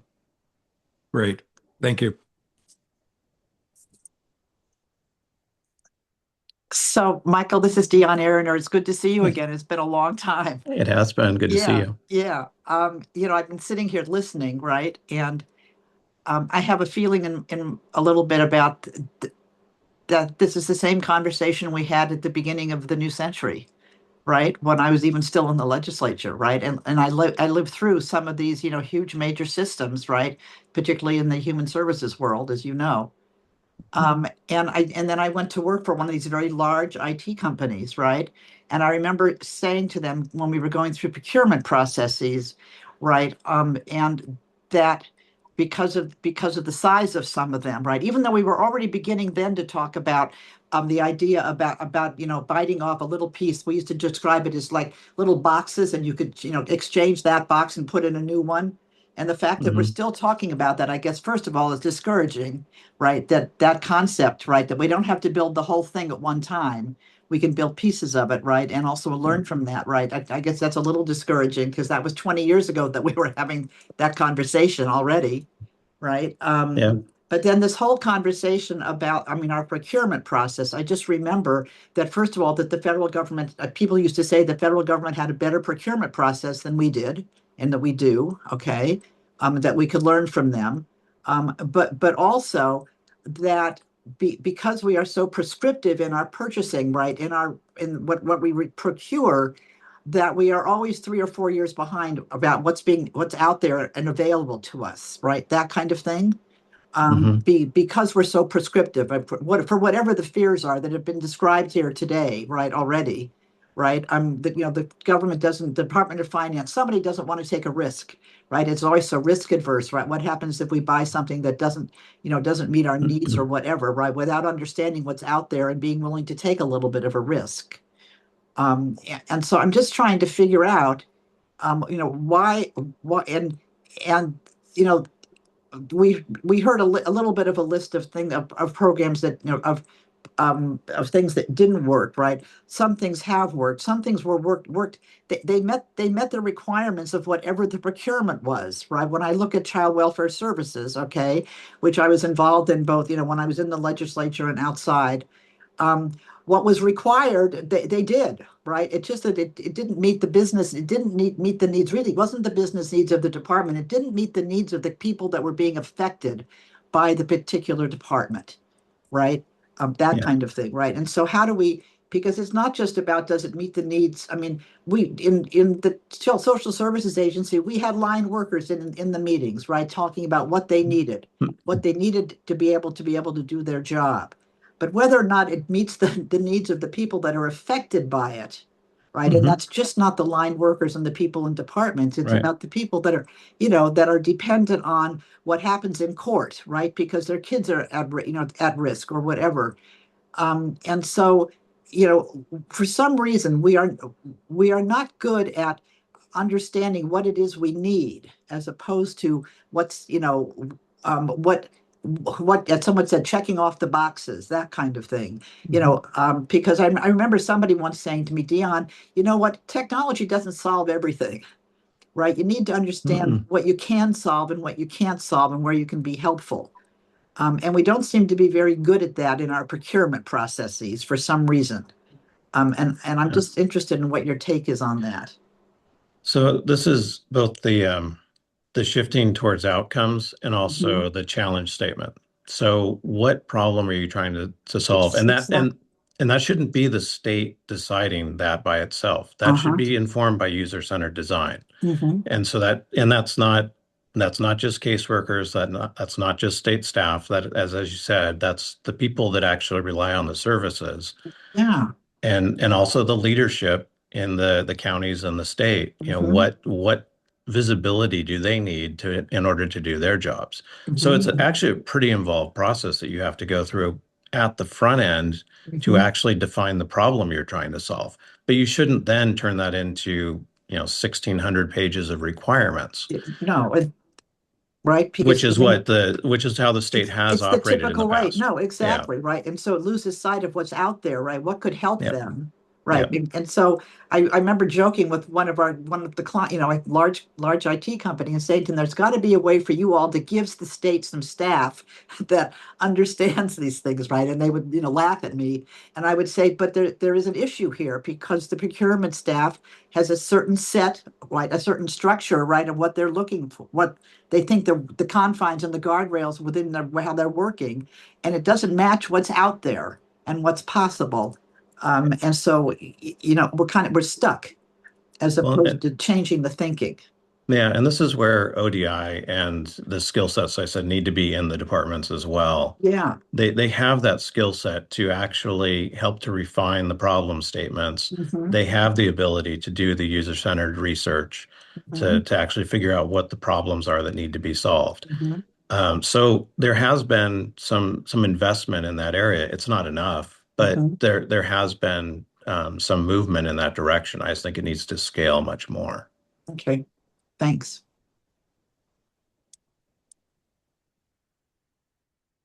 Mr. Chairman, you're muted. There you go. Just thinking about the shift toward subscription services. And I go back to, the relative experience of people who are managers and who are staff in these agencies. And I would expect that the next generation or the upcoming generation is going to be very, very familiar with subscription services, because I remember, and I'm 78 years old, so I'm pretty old. And I remember when you used to own the thing, you used to own the DVD, you used to own the movie. Instead of now, you subscribe and you stream it. You don't own music, you subscribe and you stream music. And we're seeing, even in automobiles, there are subscription services for the options that you used to pay for when you bought the car. So BMW, for example, has subscription services for options. And so long as you pay, you get that extra special bell and whistle on your car, but you do not own it. And so the whole orientation towards subscription services is going to be easier for another generation of people to understand, because that's going to be the default. That's what they're familiar with. That's what they use. Yeah. And I think there are a couple of things there that are really important. One is that you basically leverage the incentive of the market. So there's an incentive for these companies to continue to improve because there's a competitive environment. So if you're just doing a subscription, it's in their best interest to continue to give you more value for what you're paying for. The other is that you're not paying for the custom build. Like the build itself, they've invested in, and then they're continuing to modernize, but you aren't coming to them from zero, and then they're going to build a product for you, and then they're going to charge you for all of that. And maybe they'll improve it, maybe they won't. More likely what they'll do is they'll take it and leverage it in another place and then tell them that they're starting from zero as well. Right. Yeah. No, it is a fascinating shift. Let me look to commissioners. Any further questions or comments for Mr. Wilkening? Seeing none, I want to thank you so very much, Michael, for spending so much time with us and bringing us the gift of your experience. Well, a very important topic, and I think at core it's about government delivery. for services for people. And so that's what we need to focus on. And I do think it needs a pretty fundamental change and overhaul. So Great. I remain available to you as you move through the process. Wonderful. Thank you. Thank you. Daniel, back to you. Thank you, Chair Nava. Our final witness is Dan Kim, who serves as Director of Procurement at the Weideman Group and a government operations leader with more than 20 years of executive experience at the state and local levels. He previously served as Director of the California Department of General Services under two governors, where he oversaw statewide procurement and administrative operations. During that time, he led California's COVID-19 Logistics and Commodity Movement Task Force, directing the purchase and delivery of more than $2.8 billion in emergency supplies and services. He also helped redesign the state's IT purchasing roles and procurement accreditation process. He holds a Master's of Public Policy from the Harvard Kennedy School and a bachelor's degree from UC Berkeley. Mr. Kim, you may begin your testimony. Thank you, Daniel. Chair Nava, members of the commission, thank you so much for this opportunity to speak before you today. Like Daniel said, I'm Daniel Kim. I'm the Director of Procurement at the Weideman Group, where I currently advise clients on California procurement state operations matters. But most of my career has been in state and local government. 28 years in government, 3 years in county level executive positions, worked at the LAO, also worked as the Chief Deputy for Public Health in California, and also served as the Director for DGS, as Daniel mentioned. I currently write a column now for GovTech's Industry Insider, and that gives me an opportunity to talk to people that are IT professionals, procurement professionals in the state, and also the vendor community. So I share all of this to provide some context that I've been involved in IT delivery pretty much in every aspect in different roles in each of these types of positions I've had.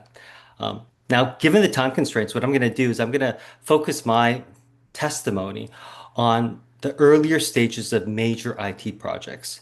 I could talk on and on about IT, but I'm going to just focus on that aspect, really about the procurement process.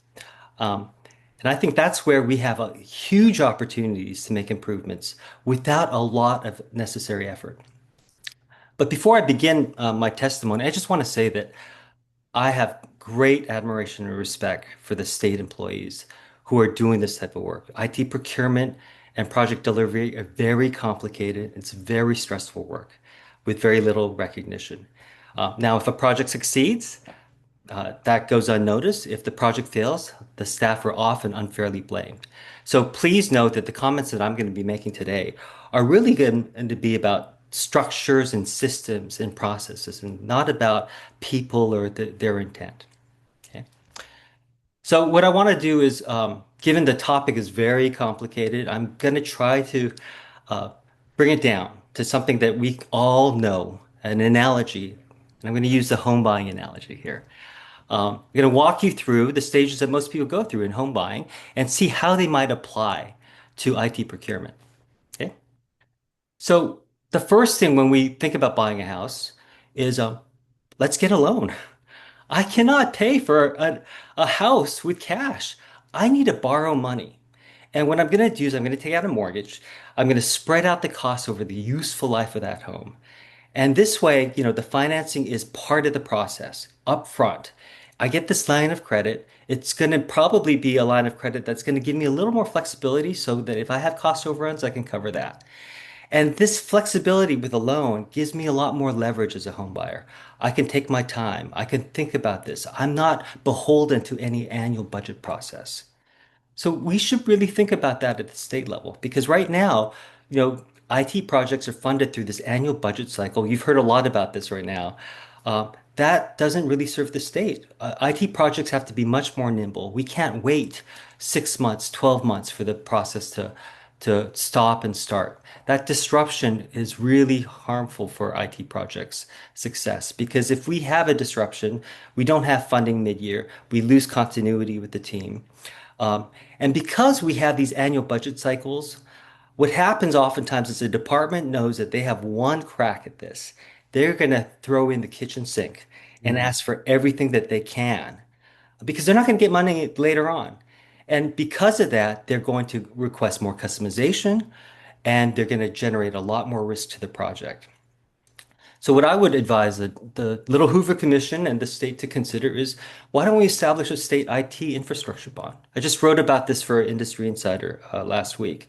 We could have a bond and treat technology the way we treat roads and buildings. We could issue bonds, we could allocate the proceeds outside of the budget process, and we can ensure accountability by having a dedicated IT infrastructure board that's staffed by technical experts, uh, modeled after what the Department of Finance currently does with its capital outlay team and the Public Works Board. And this board can meet on a regular basis to really adjudicate, prioritize, and manage how we are funding these projects.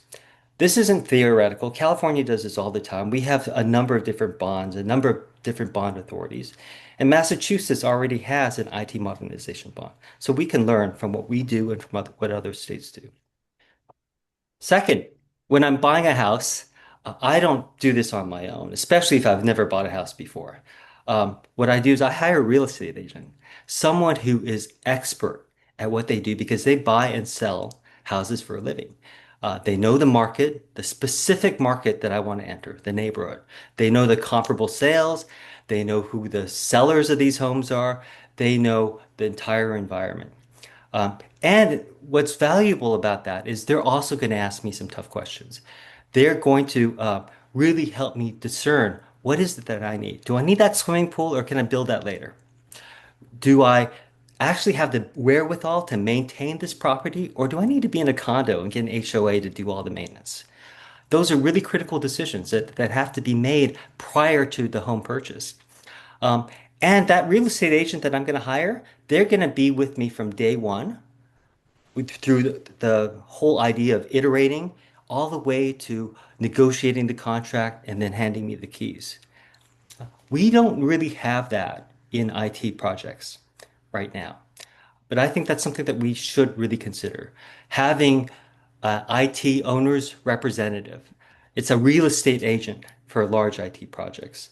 A firm that has deep expertise on project delivery.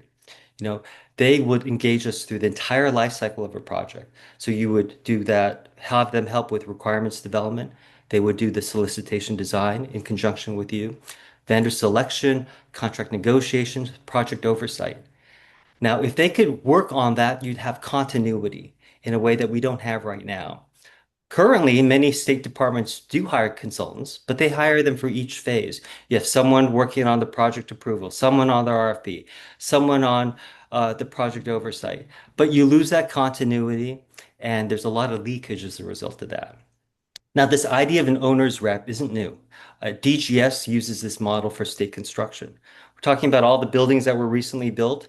They all had an owner's rep. We called that at DGS a criteria architect. And that's the first thing we did, was hire a criteria architect to work alongside DGS to develop the requirements. Now, these criteria architects were from industry. They were from very prominent A&E firms. They knew about the other vendors. They knew the latest technologies, and they could help write the RFPs because they used to have to respond to RFPs. And since they weren't allowed to bid on the actual construction, their only incentive was to really represent the state well. So if the state were to actually develop a qualified pool of firms that could do this type of work, that could really help state departments access this type of service quickly and get that kind of informed experience. Next, in terms of home buying, you don't buy the first house that meets your minimum requirements. You spend a lot of time looking. And in this process, this discovery process, your priorities are going to change. You discover that there are going to be different trade-offs that you have to consider, and you have your realtor help you through that process.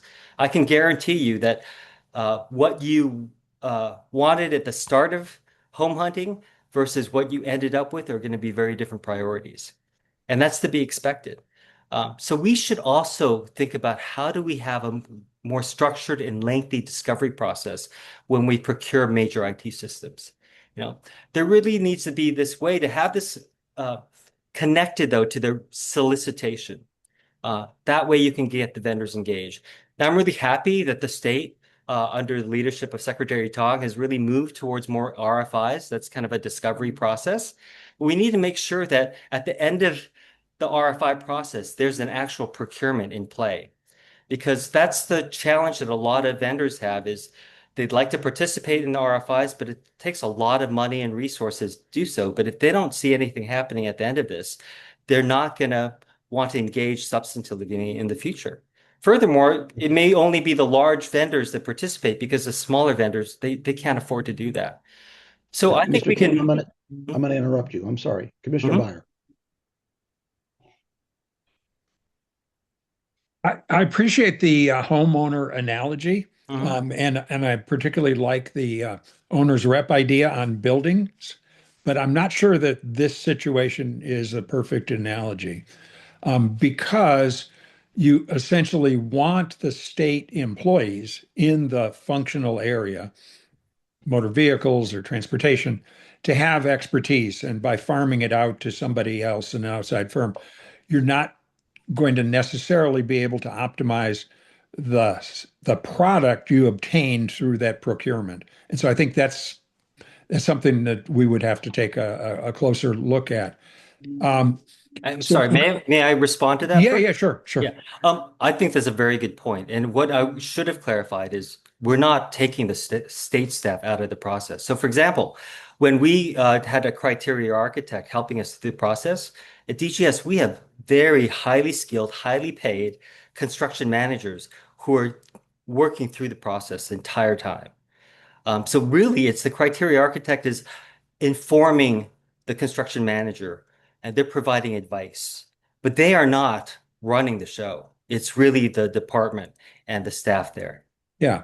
And your other suggestion, which is um, being careful on the request for information as opposed to request for proposals, because otherwise it just seems like wheel spinning if you're in the process of submitting information to the agency if it's not followed by a procurement. There is a different model that's been used, rough analogy, race to the top in the Obama administration on education reform. The states could apply for a pool of money, but they had to agree to reform their state education system to be able to submit an application. So you essentially create a pool of money that's part of the RFI, and people can get a reward, a certain amount of money, just by applying. But in order to do that, they have to offer something of value to the state. So let's say it's an artificial intelligence application, and you want ChatGPT, Gemini, Claude, and X to all submit bids on how to use AI to screen for citizenship in application for social services. Well, if you set up a fund for, I make up a number, $1 million, and whoever submits gets $200,000 reward, they're going to have to provide enough information to help inform the request for proposal because you will have already discovered their competence and some of their secret sauce just for $200,000. So, is there some experience on that approach where you're deriving benefit from the RFI process and not just getting boilerplate marketing materials? Right. I think there is, and I was going to kind of speak to a process that I think works really well currently at the state that some departments have used, because you want the discovery, you want the information from an RFI, but a lot of vendors don't want to participate because they're like, I don't want to share my secret sauce, right? I'm going to let everyone else share that, so I have that information, but then I'm going to just submit during the RFP. So you need an incentive for them to participate. And that's where if you include it in the actual RFP process. So for example, um, DGS actually has the authority to do a two-stage RFP process. Departments in theory, and some do, have a two-stage process where you can first select vendors based on their qualifications. I think we talked about that earlier. You know, these are firms that can really do the work that you want them to do. You select amongst maybe 20 and then pick three. And then you go to the phase two part where you have the requirements and you iterate with the vendors and say, this is what I'm looking for. tell me what you think. It could be a draft RFP. And you can actually better specify what it is you really want versus what you think you'd like. I want to share an actual example of how this has worked at the state. Now, you may not have heard of the Franchise Tax Board's EDR2 implementation. Probably not. You probably didn't hear about it because it was very successful. Okay, so it's in process now, a very complicated implementation. But what they did was Franchise Tax Board, they um, did this qualifications. So they picked vendors based on their qualifications. They selected a few. They issued an RFP. Then they held confidential discussions with each of the vendors to help refine the RFP. I think they ended up with 8 different addendums to the RFP that were then provided transparently to all the vendors so that they got a better understanding of this is what they really need. And it really helped inform the process because now FTB got a better idea. This is what I need. And the vendors could compete better because they're like, I'm not making these assumptions that are incorrect. And that's what often happens with vendors is there's this huge uncertainty. What should I bid on? Am I gonna share with them my Lexus or my Toyota Camry? And that's part of the problem is you want more certainty for everyone. That's a win-win solution. So I hope that helps address some Yeah, of the. it just seems like to your point about request for information, there are ways of punishing people who don't submit for an RFI. You discount their proposal when they eventually make it and score it at a lower level so that there's an incentive to participate. There's also non-disclosure agreements with respect to their RFI to free it from being shared with competitors. There's solutions to the problems. Yes, and I agree with you on all those counts. I think the point I'm trying to make is that I think we need to embed a larger discovery period during the solicitation process Gotcha. to really refine what it is we want. Um, then to extend my home buying analogy, when you buy a home, you're dealing with trade-offs very deliberately, right? More rooms versus the longer commute, you know, what do I buy now versus what can I add later? And you're making those calls, but you're getting help from your agent. You do not delegate those decisions to your realtor, right? Because you're going to own this house ultimately. And that's something that I think we've heard a lot from Mike and other folks today about this governance, and the people that in these IT projects that are often making these trade-off decisions on major projects, they're not necessarily the right people. Oftentimes you'll have subject matter experts in the programs. They have issues, they have requirements, and there's no effective mechanism for them to surface those requirements. Executives who have the authority to make decisions, oftentimes they delegate that down to an IT project manager or lead who really doesn't have the context. So the point I'm trying to make here is we really need more structured IT governance during these IT projects. You have to have that subject matter expert involvement throughout uh, because they know what the consequences are if certain things aren't built in. You have to have decision making at the executive level for scope, for cost, and schedule. They have to be genuine and not ceremonial in the roles. Um, and you need to have that owner's rep, the realtor in this case, providing that technical information, translating it to the executives so that they can report directly to them and advise them on those things. So now, in conclusion, I understand, this is an imperfect analogy, but I think the analogy hopefully illustrates a few key principles. One, you need to finance this investment. You don't pay cash up front for a home. You shouldn't do that for an IT project. Two, we should engage trusted advisors who are going to stay throughout the course of the project. Three, we need to do serious discovery before we finalize and determine what we want to buy. And four, we really need stronger IT governance within the department, within the project, so that we can make the trade-offs deliberately and at the right levels of authority. So I think if we apply those concepts to IT projects, we're going to be much more successful. And I present these as ideas, concepts to be examined seriously and adapted thoughtfully, but they're not finished solutions. Thank you. That's my presentation. I'm happy to answer any questions. And I have a few other comments in response to some of the other things I've heard as well. Well, I'm looking across the board and I don't see any raised hands. So this might be a good time for you to make those additional remarks if you like. Okay. I know we heard a lot about modular today, and I think there's definitely a role for modular.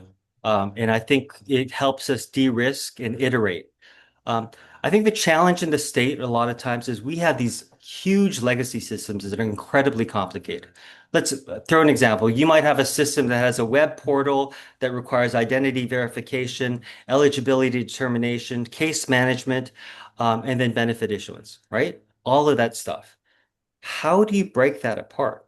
I think you can take a modular approach, but you have to have a blueprint for the entire building, right? To extend the home analogy. Because what we're building here is a 5-story building, right? Now you can build the first floor first and then build the second floor next. But we have to also remember, once we build the first floor and move in, we have to move out when we build the second floor. And hopefully we have something to move into, maybe the older house. But each time we add a floor, we have to move out and move in. So that can be very challenging and disruptive, right? And regardless, we need to make sure that whatever building we're going to build has a foundation, that the plumbing, the wiring, it's all going to tie together, and that they're not going to be separate and broken apart. We also heard a lot about requirements, about not building in too many requirements into the RFP. I agree on many counts, but I think we also need to distinguish between different types of requirements. You have functional requirements where like, this is what the system needs to do. You need to have those functional requirements. You have performance requirements, which I think people have talked about in terms of outcomes. Like, we should be able to process this within X number of hours or minutes. We need to specify those things too. What we should do less of is specifying technical requirements because technology changes all the time. We shouldn't say you need to use JavaScript or you need to tie into this system or platform. Let the vendor decide that. And in your deliberations and discovery, you can refine those requirements. But I do think that's incumbent upon a department to specify the functional requirements and the performance requirements. Very good. And then last, I just want to mention I'm glad we're moving away from the POW process. I don't think that departments need to have permission when they know they need a new house. Okay. If they can get the financing and if they can make the strong case that this is absolutely necessary, then you shouldn't have a separate entity say, well, is that going to be a Spanish style or a tutor? You know, you should be able to build that house yourself and be held accountable to that. You may need help on determining how to do so. And that's where I think CDT, ODI, DGS, and those control entities can actually really help. But as far as a permission for a new project, I think once you get the funding, you don't need the permission per se. PDL, I like the thought of the PDL, but as I mentioned to you, it's often challenging if that's not going to be matched up with a solicitation at the end of the road. And if we do focus on the product development side, that there's a big opportunity cost for the state because there's so much that we have. I know we have a lot of staff, but with respect to IT resources, it's very limited. So how do we make sure that we make the best use of the limited IT staff resources we have available? Thank you. Very good. Thank you, Mr. Kim. Looking across, I see no hands up for questions or comments. So I want to thank you, Mr. Kim. You clearly have demonstrated some mastery of a very complicated and detailed series of processes. So please give my best to Mark. I met Mark many, many years ago. He probably regrets it. When we went when we went to the Pro Bowl in Hawaii. Never doing that again. Okay. Thank you. Thank you very much. Appreciate the opportunity. You bet. So let me turn to Ethan. Thank you very much, Mr. Chairman. So we will move now to item number 2 on the agenda, which is the public comment session. This is the public comment session for all items on the agenda. the IT issues we've been hearing about, the draft report the commission is scheduled to consider, and any other matters that people wish to comment on. For members of the public, if you have joined via Zoom, please use the raised hand function in Zoom. If you have phoned into the meeting, you can either hit *9 or you can email us immediately at littlehoover@lhc.ca.gov. Give us your phone number. If you email us, give us your phone number so we know who to unmute if you are called upon. But again, if you joined via Zoom, please use the raised hand function. That is by far the best way to indicate you want to make public comment. Comment is limited to 3 minutes per speaker, a total public comment period of 30 minutes. With that, we will take the first public commenter. Shara, if you can identify the first person, please. The first person will be Krishna Life. You now have the ability to unmute yourself.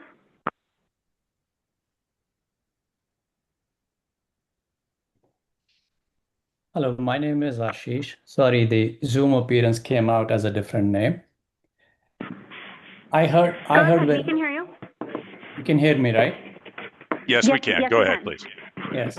So very attentively listen to all speakers. So thank you for the opportunity to understand everybody's perspective.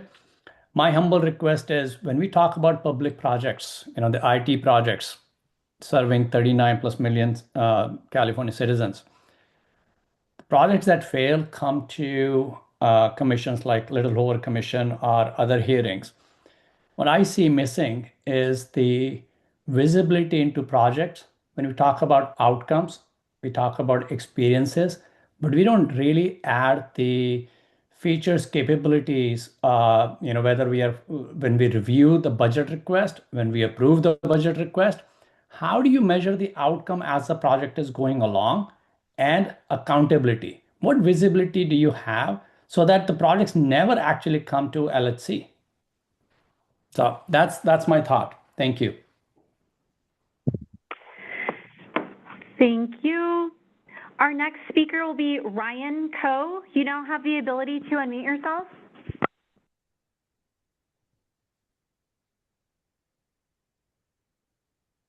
Hello, can you all hear me? Yes. Yes, we Great. can. Thank you. Thank you, Chair, Vice Chair, Commissioners, and staff, of course, for doing such important work. And of course, to the expert witnesses who delivered great testimony that resonates greatly with my perspectives. I'm Ryan Coe. I'm founder of RKO Consulting LLC, a certified micro small business. I'm here speaking in a personal capacity. I've worked on government IT, largely in states such as California, for 15 years, including in leadership roles at Code for America and McKinsey & Company. I am also a lifelong Californian. Now, as shown in the pre-reads, the challenge is not unique to California. There's decades of evidence that show that large, complex technology projects struggle to deliver on time, on budget, and on scope, of course, right? Now, the good news I'd like to highlight today is that we do know what works, right? There have been mentions of the USDS. There have been mentions of how other states do it. Agile, iterative, user-centered delivery. That gives the real users of the system chances to build and test and improve the system. Now, that user could be a SNAP TANF and Medicaid caseworker. It could be an internal budget contract manager, a Cal OSHA inspector, or just a California resident trying to access services. But time and time again in technology, the best outcomes, they don't come from getting everything perfect on paper in the beginning. They come from starting small, building prototypes, testing with users, learning, and gradually building up to full-scale production systems. Just take a moment, please. I'd like you to think about your favorite phone app. Can you imagine if the maker of that app built it to a set of rigid, immutable requirements written 3 years ago? You know, that list of large IT projects in the pre-read of large cost overruns or failures, that's how they were all done. The makers of those phone apps, they're developing, they're changing, they're shipping updates to those apps all the time and built in these agile, iterative ways. But that rigid process, that's the direction California's current structures push agencies and departments in. They force them to procure and deliver monolithic systems based on requirements and budget estimates set years in advance, with no room for agile, iterative improvement. A few of these structures have been mentioned, such as the CDT Project Approval Lifecycle, PAL, along with fiscal year BCP-based use it or lose it funding. These push IT and program leaders toward large, front-loaded projects that try to define everything upfront, lock in plans early, and then deliver afterwards. It's impossible to define in written English in an Excel spreadsheet with thousands of rows what a system should do and how much it should cost. And yet that is how we build, buy, and deliver technology now. Furthermore, while the proposed PDL is intended to address this, like some witnesses have mentioned, I do worry it may actually exacerbate the challenge by adding more oversight stage gates and rigidity, not less. And by the way, while Mr. Coe, your 3 minutes has expired. If you can wrap up very quickly, please. I ask the Commission to help the state boldly challenge the status quo and improve the outcomes for Californians. Thank you very much. Thank you. Sheriff, we can go to the next speaker, please. Thank you. The next speaker will be Judy Mark. You now have the ability to unmute yourself. Hello, everyone. This is Judy Mark, President of Disability Voices United, and just really thankful to all of the commissioners for continuing to focus on the developmental services system. I wanted to comment on the proposed draft of the report. And we are so appreciative of the staff and the commission looking at the issues as they continue to as the issues still hold for the developmental services system.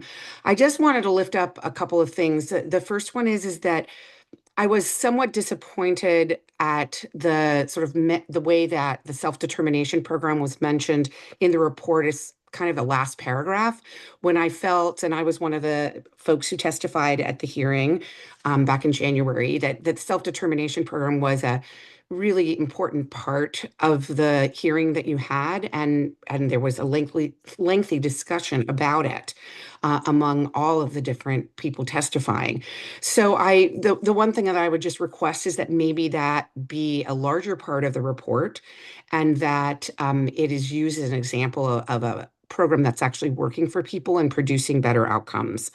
And then just the final thing is to sort of relate what that report says to the hearing that you just had about the IT systems, because the developmental services system is one of those egregious examples of an IT system that millions and millions of dollars was spent on, and then it was scrapped. And we are still using a system from the 1980s. There is an effort right now at DDS to create a new system, and I remain concerned about whether the system is going to be done well, and that it's going to meet the needs of a very complex and very large system. Thank you so much for the time. Thank you. Our next speaker will be Eric Anthony DeVizin. You now have the ability to unmute yourself.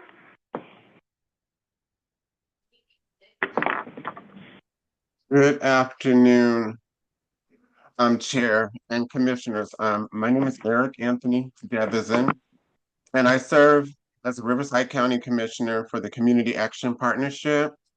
I'm also co-chair of our IHSS Advisory Committee and a DPA student of California Baptist University, where I lead an ICMA student chapter. So today's testimony really confirms that our bureaucratic processes have really overtaken our purpose. And I want to say it was Mr. Levine's testimony.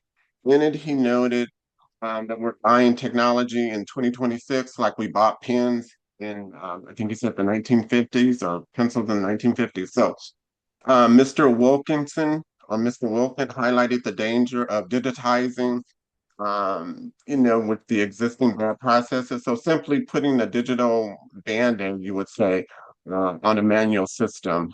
And Amy Tong, I wanted to just sort of highlight, she identified the root of these failures and our obsession of the monolithic custom bills and adversarial procurement. So that provides really, I think, false sense of guardrails.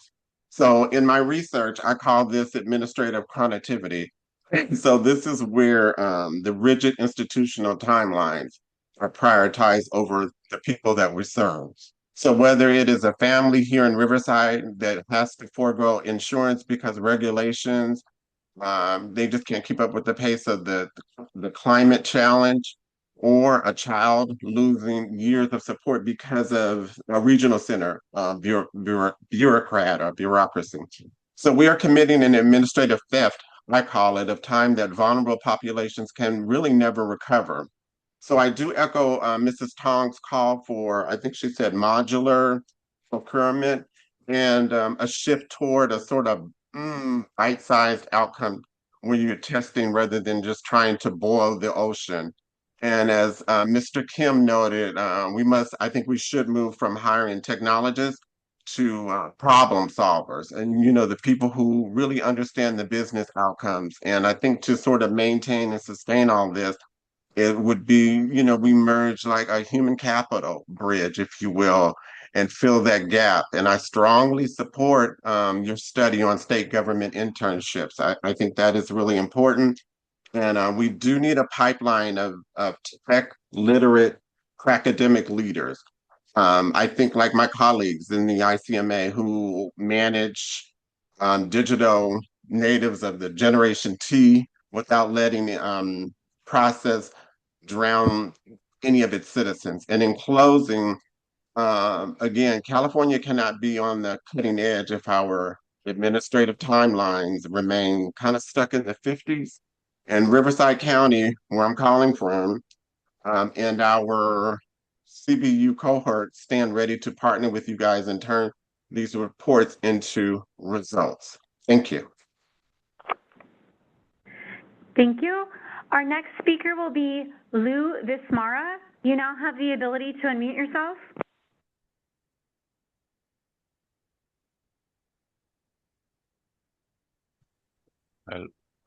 Good afternoon, commissioners.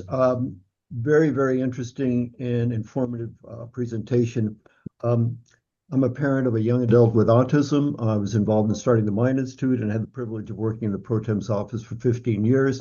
Again, I'd just like to underscore the importance of technology, particularly artificial intelligence, not only to assist and support individuals with autism and other developmental disabilities, but also the importance of improving access services and supports for other underserved communities. So thank you so much for today's presentation, which was greatly appreciated. Thank you.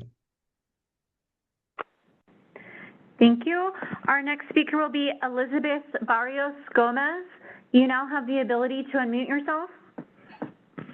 Hi, good afternoon, commissioners. My name is Fernando Gomez. I couldn't change the name. It was under my wife, who's the director of the Integrated Community Collaborative, which is an organization that we've both founded. The ICC consists of parents and self-advocates who on a peer-to-peer basis navigate the systems of support.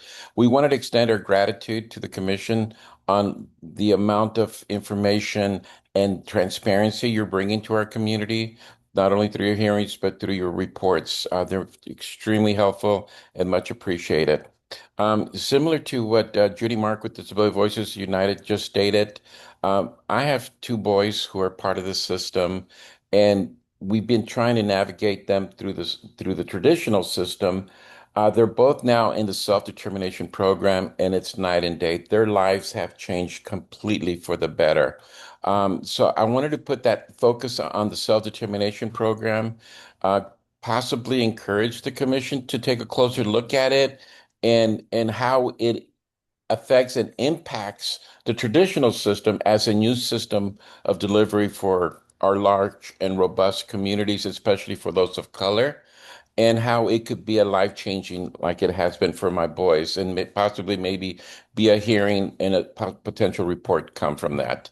In addition to that, I also wanted to put emphasis on the use of new technologies, this conversation in IT, and as the speaker before me talked about artificial intelligence, how that is also life-changing for our community because it can create a level playing field in many situations. So thank you so much for your time and your effort. And on behalf of the thousands of families through the ICC, we really are grateful for the work that you do. Thank you.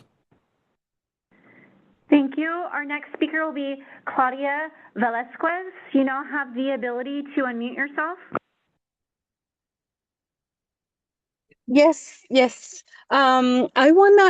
is Claudia Velasquez, and I have two boys, one with severe autism, and the other one is light. And I like to support that technology because it did help my son to speak and lower his frustration of not as a family and the community not understand him. And the tablet and that support, that communication, the AACC did help a lot. So I do support. I know they can learn step by step how this communications, the tablets work. It's been wonderful for my son, and I like to support ICC. I like to support the SDP. It did help, and it's wonderful.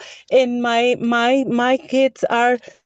Life is changing, and thank you for being here and being supportive for our kids. I really appreciate all this, and God bless you all. And be fair for our kids. Think about them, not the family, not the other community. You are there because they need you. They need you. They need a voice. And thank you to DUB. I support them. Thank you so much. Thank you. We have no further public comments. Thank you very much, Shara. So I believe, Mr. Chairman, we can move to item number 3 on the agenda, which is consideration of the draft report on the implementation of past recommendations relative to the developmental services system. Commissioners will recall that in 2023, we produced a report on that system that contained many recommendations.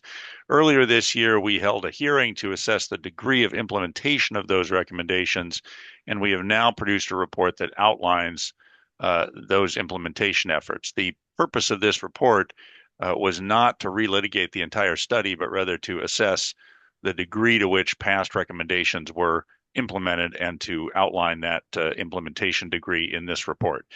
Jenna Waite organized that follow-up hearing and wrote the draft report, and so I'd like to ask her, if I may, Mr. Chairman, to briefly present the report, and then obviously happy to answer any questions from the Commission. Jenna, if you can give the commissioners a brief presentation, please. Hello, good afternoon. This report looks at what has changed since the Commission's 2023 review of the California's developmental services system. The short answer is there has been progress, but not enough for families to truly feel it yet. Across the board, we heard a consistent message from advocates, consumers, and families. There have been steps in the right direction, but the system still isn't working the way it should. Many of the same challenges identified in 2023 remain today, especially inconsistency across regional centers, ongoing racial and ethnic disparities, and the difficulty families face just trying to access services. In many cases, families still have to act as their own case manager, advocate, and navigator just to get basic support. One of the most significant developments since 2023 is the creation of the Master Plan for Developmental Services. It lays out an ambitious and thoughtful vision for a more equitable, person-centered system, and it closely aligns with many of the Commission's recommendations. But there is a concern. The master plan lacks clear timelines, funding commitments, and accountability mechanisms. Without those, there is a real risk it becomes another well-intentioned plan that doesn't lead to meaningful change. But there has been meaningful progress in a few areas. The state has strengthened the authority of the Department of Developmental Services and improved how it collects and reports data, especially related to disparities. There have been significant budget investments and a long overdue provider rate increases. But most reforms are still incomplete. Efforts to standardize intake processes are delayed, and new technology systems that could improve coordination and transparency are still years away. And while better data is being collected, it's not yet driving system-wide improvements and outcomes. At the same time, several of the Commission's key recommendations have seen no progress. There is still no standardized set of core services across regional centers. There is no dedicated navigation supports to help families across services, and reforms to strengthen regional center governing boards have not been implemented. These gaps directly impact families' ability to access consistent, transparent, and equitable services. Equity also remains a major concern. While there have been some targeted improvement, disparities persist, and access to culturally and linguistically appropriate providers continues to be a challenge. There are, however, some bright spots. The self-determination program has been widely praised by families as a model that works. New leadership at DDS has brought a more collaborative approach and a stronger focus on data and outcomes, and planned technology upgrades like the new statewide case management system have the potential to be transformative if they are fully realized. Looking ahead, there are also real risks. The system relies heavily on federal funding, and any reductions could have serious consequences. At the same time, state budget pressures may limit the ability to sustain recent investments or fully implement reforms. The bottom line is this: the system is in transition, policies are changing, and there is momentum, but the impact has not yet reached the people who depend on these services every day. Without stronger implementation, clearer accountability, and sustained commitment, the same challenges identified in 2023 are likely to persist. And there you go. Thank you. Let me turn to Commissioner Arner, and then followed by Commissioner Byer. But I believe Commissioner Arner, you were on the subcommittee. Thank you, Mr. Chairman. Jen has captured what we heard at the hearing, right? Things move slowly in state government. There's just no doubt about it, right? We just had a hearing looking at technology, right? One of the examples that Commissioner Byer mentioned was the numerous times that they have tried to update their technology systems at the Department of Developmental Services and have been unsuccessful. They are once again moving down the road of trying to get to a point of being able to develop a new system. Maybe some of the recommendations that will come out of our IT report on procurement might have an impact on, or hopefully on what how they proceed. Because if they continue to proceed in the way they have in previous years, what is it about changing?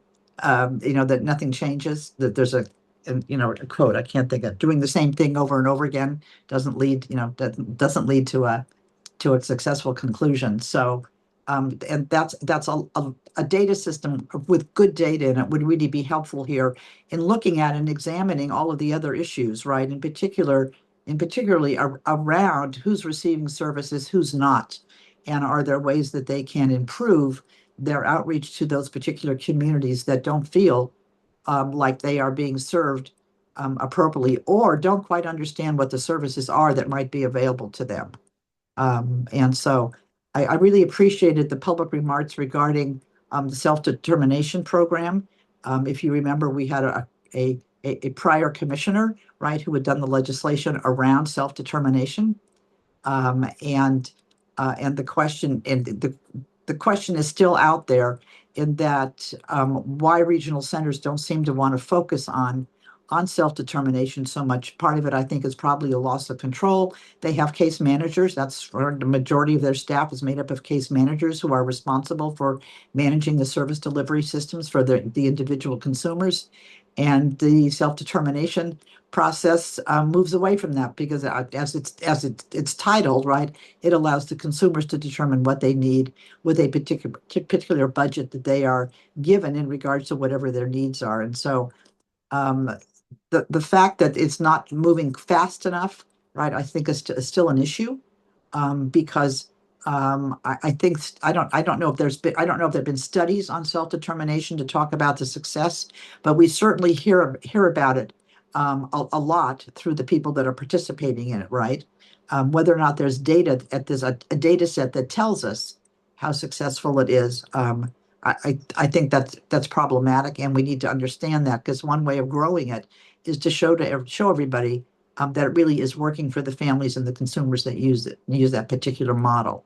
So other than that, I'm hoping that we will adopt the new report. Thank you. Commissioner Byer. Thank you. I'm very supportive of the report as written, and Jenna, you did a great job. As a matter of philosophy, I try and follow John Rawls, who wrote this famous book, Theory of Justice. And in it, he said, when you're trying to figure out positions on moral questions or legal questions, in my case, policy questions, look at it from the original position. That is, if you don't know whether you're able-bodied or disabled, whether you're white or black, tall or short, and you try and put yourself in the position, how would you like to be treated if you didn't know where you came from? And in the case of developmental disability, California has adopted a model of distributed service delivery. Personally, I'm not sure that the nonprofit structure of the Letterman Act is a particularly good idea, but it is what we have, and we're not going to call for its change. But having said that, the positives we heard about in our review were two: the increased authority of the state agency over the regional centers, and second, we have new leadership, very impressive new leadership. And so we have reason to be optimistic about the progress that's been made since the 2023 report, and I think we should feel good about that. The one dangling participle is I continue to believe that the Association of Regional Centers should not have the authority to punish or otherwise silence individual regional centers. I know they claim that's not true. I think the evidence is to the contrary. But I wouldn't change the report, and I support it as written. Thank you. Any further questions, comments from commissioners? Seeing none, we need a motion, don't we, Ethan? That is All right, correct, so I Mr. think- Chairman. All right, I see Dion makes the motion, Second. seconded by Commissioner Byer. Mr. Chairman, Aye. Mr. Vice Chair, Aye. Commissioner Eriner, Aye. Commissioner Byer, Aye. Senator Cabaldon, Assemblymember Chen, Commissioner Garcetti, Aye. Commissioner Hernandez, Commissioner Johnson, Aye. Commissioner Miller, Senator Nilo, Assemblymember Ortega, Commissioner Sidley. That motion carries 6-0, Mr. Chairman. Thank you very much. So next in order, item number 4. If we may, Mr. Chairman, we will move on to item number 4 on the agenda, which we will move through fairly quickly, recognizing the meeting has gone on for a while. The project and meeting schedule, let me just briefly update the commissioners on the meeting schedule. You know this from the emails, but the June meeting has been switched from an in-person meeting to an online meeting. The July meeting has been canceled so that we can front load some of our research. Commissioner Eriner mentioned last meeting there's a commission tradition that we skip July anyway, so we're going to return to that and skip July. Other than that, no other changes in the meeting schedule. With regard to future topics, I'd like to postpone that discussion. We're working on some of the scoping materials that were requested by the commission at the last meeting. We also received more recently an additional legislative request. We're looking a bit at that. And so therefore, I'd like to postpone that discussion until the next meeting with the commission's approval. Yeah, without objection. And I might also say, actually, let me go back to 4A and mention the update on current studies, the scams report, the financial scams response report that was approved at the last meeting is being formatted. We hope to have that released early next week. So we will have that out publicly. And the last item on the agenda then is the administrative update. Just very briefly, I'll mention that we've had a lot of outreach work within the last few weeks, much of it related to the data centers report. As commissioners know, we published an op-ed by you, Mr. Chairman, Commissioner Byer, and Commissioner Hernandez on the data centers report. Mr. Chairman, you spoke within the last week or so to 2 different groups, the Local Government Sustainable Energy Coalition and the San Gabriel Valley Economic Partnership. Next month, Commissioner Hernandez will be speaking to the California League of Cities on data centers. Also next month, Dan will be attending the Tech Expo North America conference in San Jose, focused largely on data centers and other similar issues. Lastly, I'll mention briefly, we are supporting right now 15 bills in the legislature that would implement our recommendations. We're being asked increasingly to testify. I've testified on 3 bills in the last couple of weeks. Tamar testified once, and another bill was scheduled to testify this week, but that went on to consent. As the bills move, we expect to be asked to testify more often. In fact, we have been asked in a couple of cases, and we're still looking for more bills to support. I think we will find some more that implement our recommendations, working with some legislative offices. So right now we're in support of 15 bills, but I think that number will grow. Happy to answer any questions, Mr. Chairman, but if There are none. We have completed the agenda, and I would just mention the next meeting is May the 28th. Yeah, I mean, we have an embarrassment of riches. I mean, I don't think it was that long ago where we would issue reports and they would just sort of sail off and we'd never hear anything about it. And now we routinely are asked by legislative staff what we're working on. They're looking at the reports. They embrace the recommendations. I don't know that we've ever been in a position where there were 15 bills that picked up our recommendations, and we're attempting to turn those into legislation. So, you know, congrats to commissioners and congratulations to staff. I think that without question, the commission's product is perceived by our primary audience, the legislature and the executive branch, as work that has integrity, that is objective, that's balanced, and that represents common sense approaches to California's big problems. So thank you all. And with that, unless we've got anything else, I guess we're going to conclude. All right. See you later, folks. Thank you for your participation today. Thanks, everybody. Good hearing.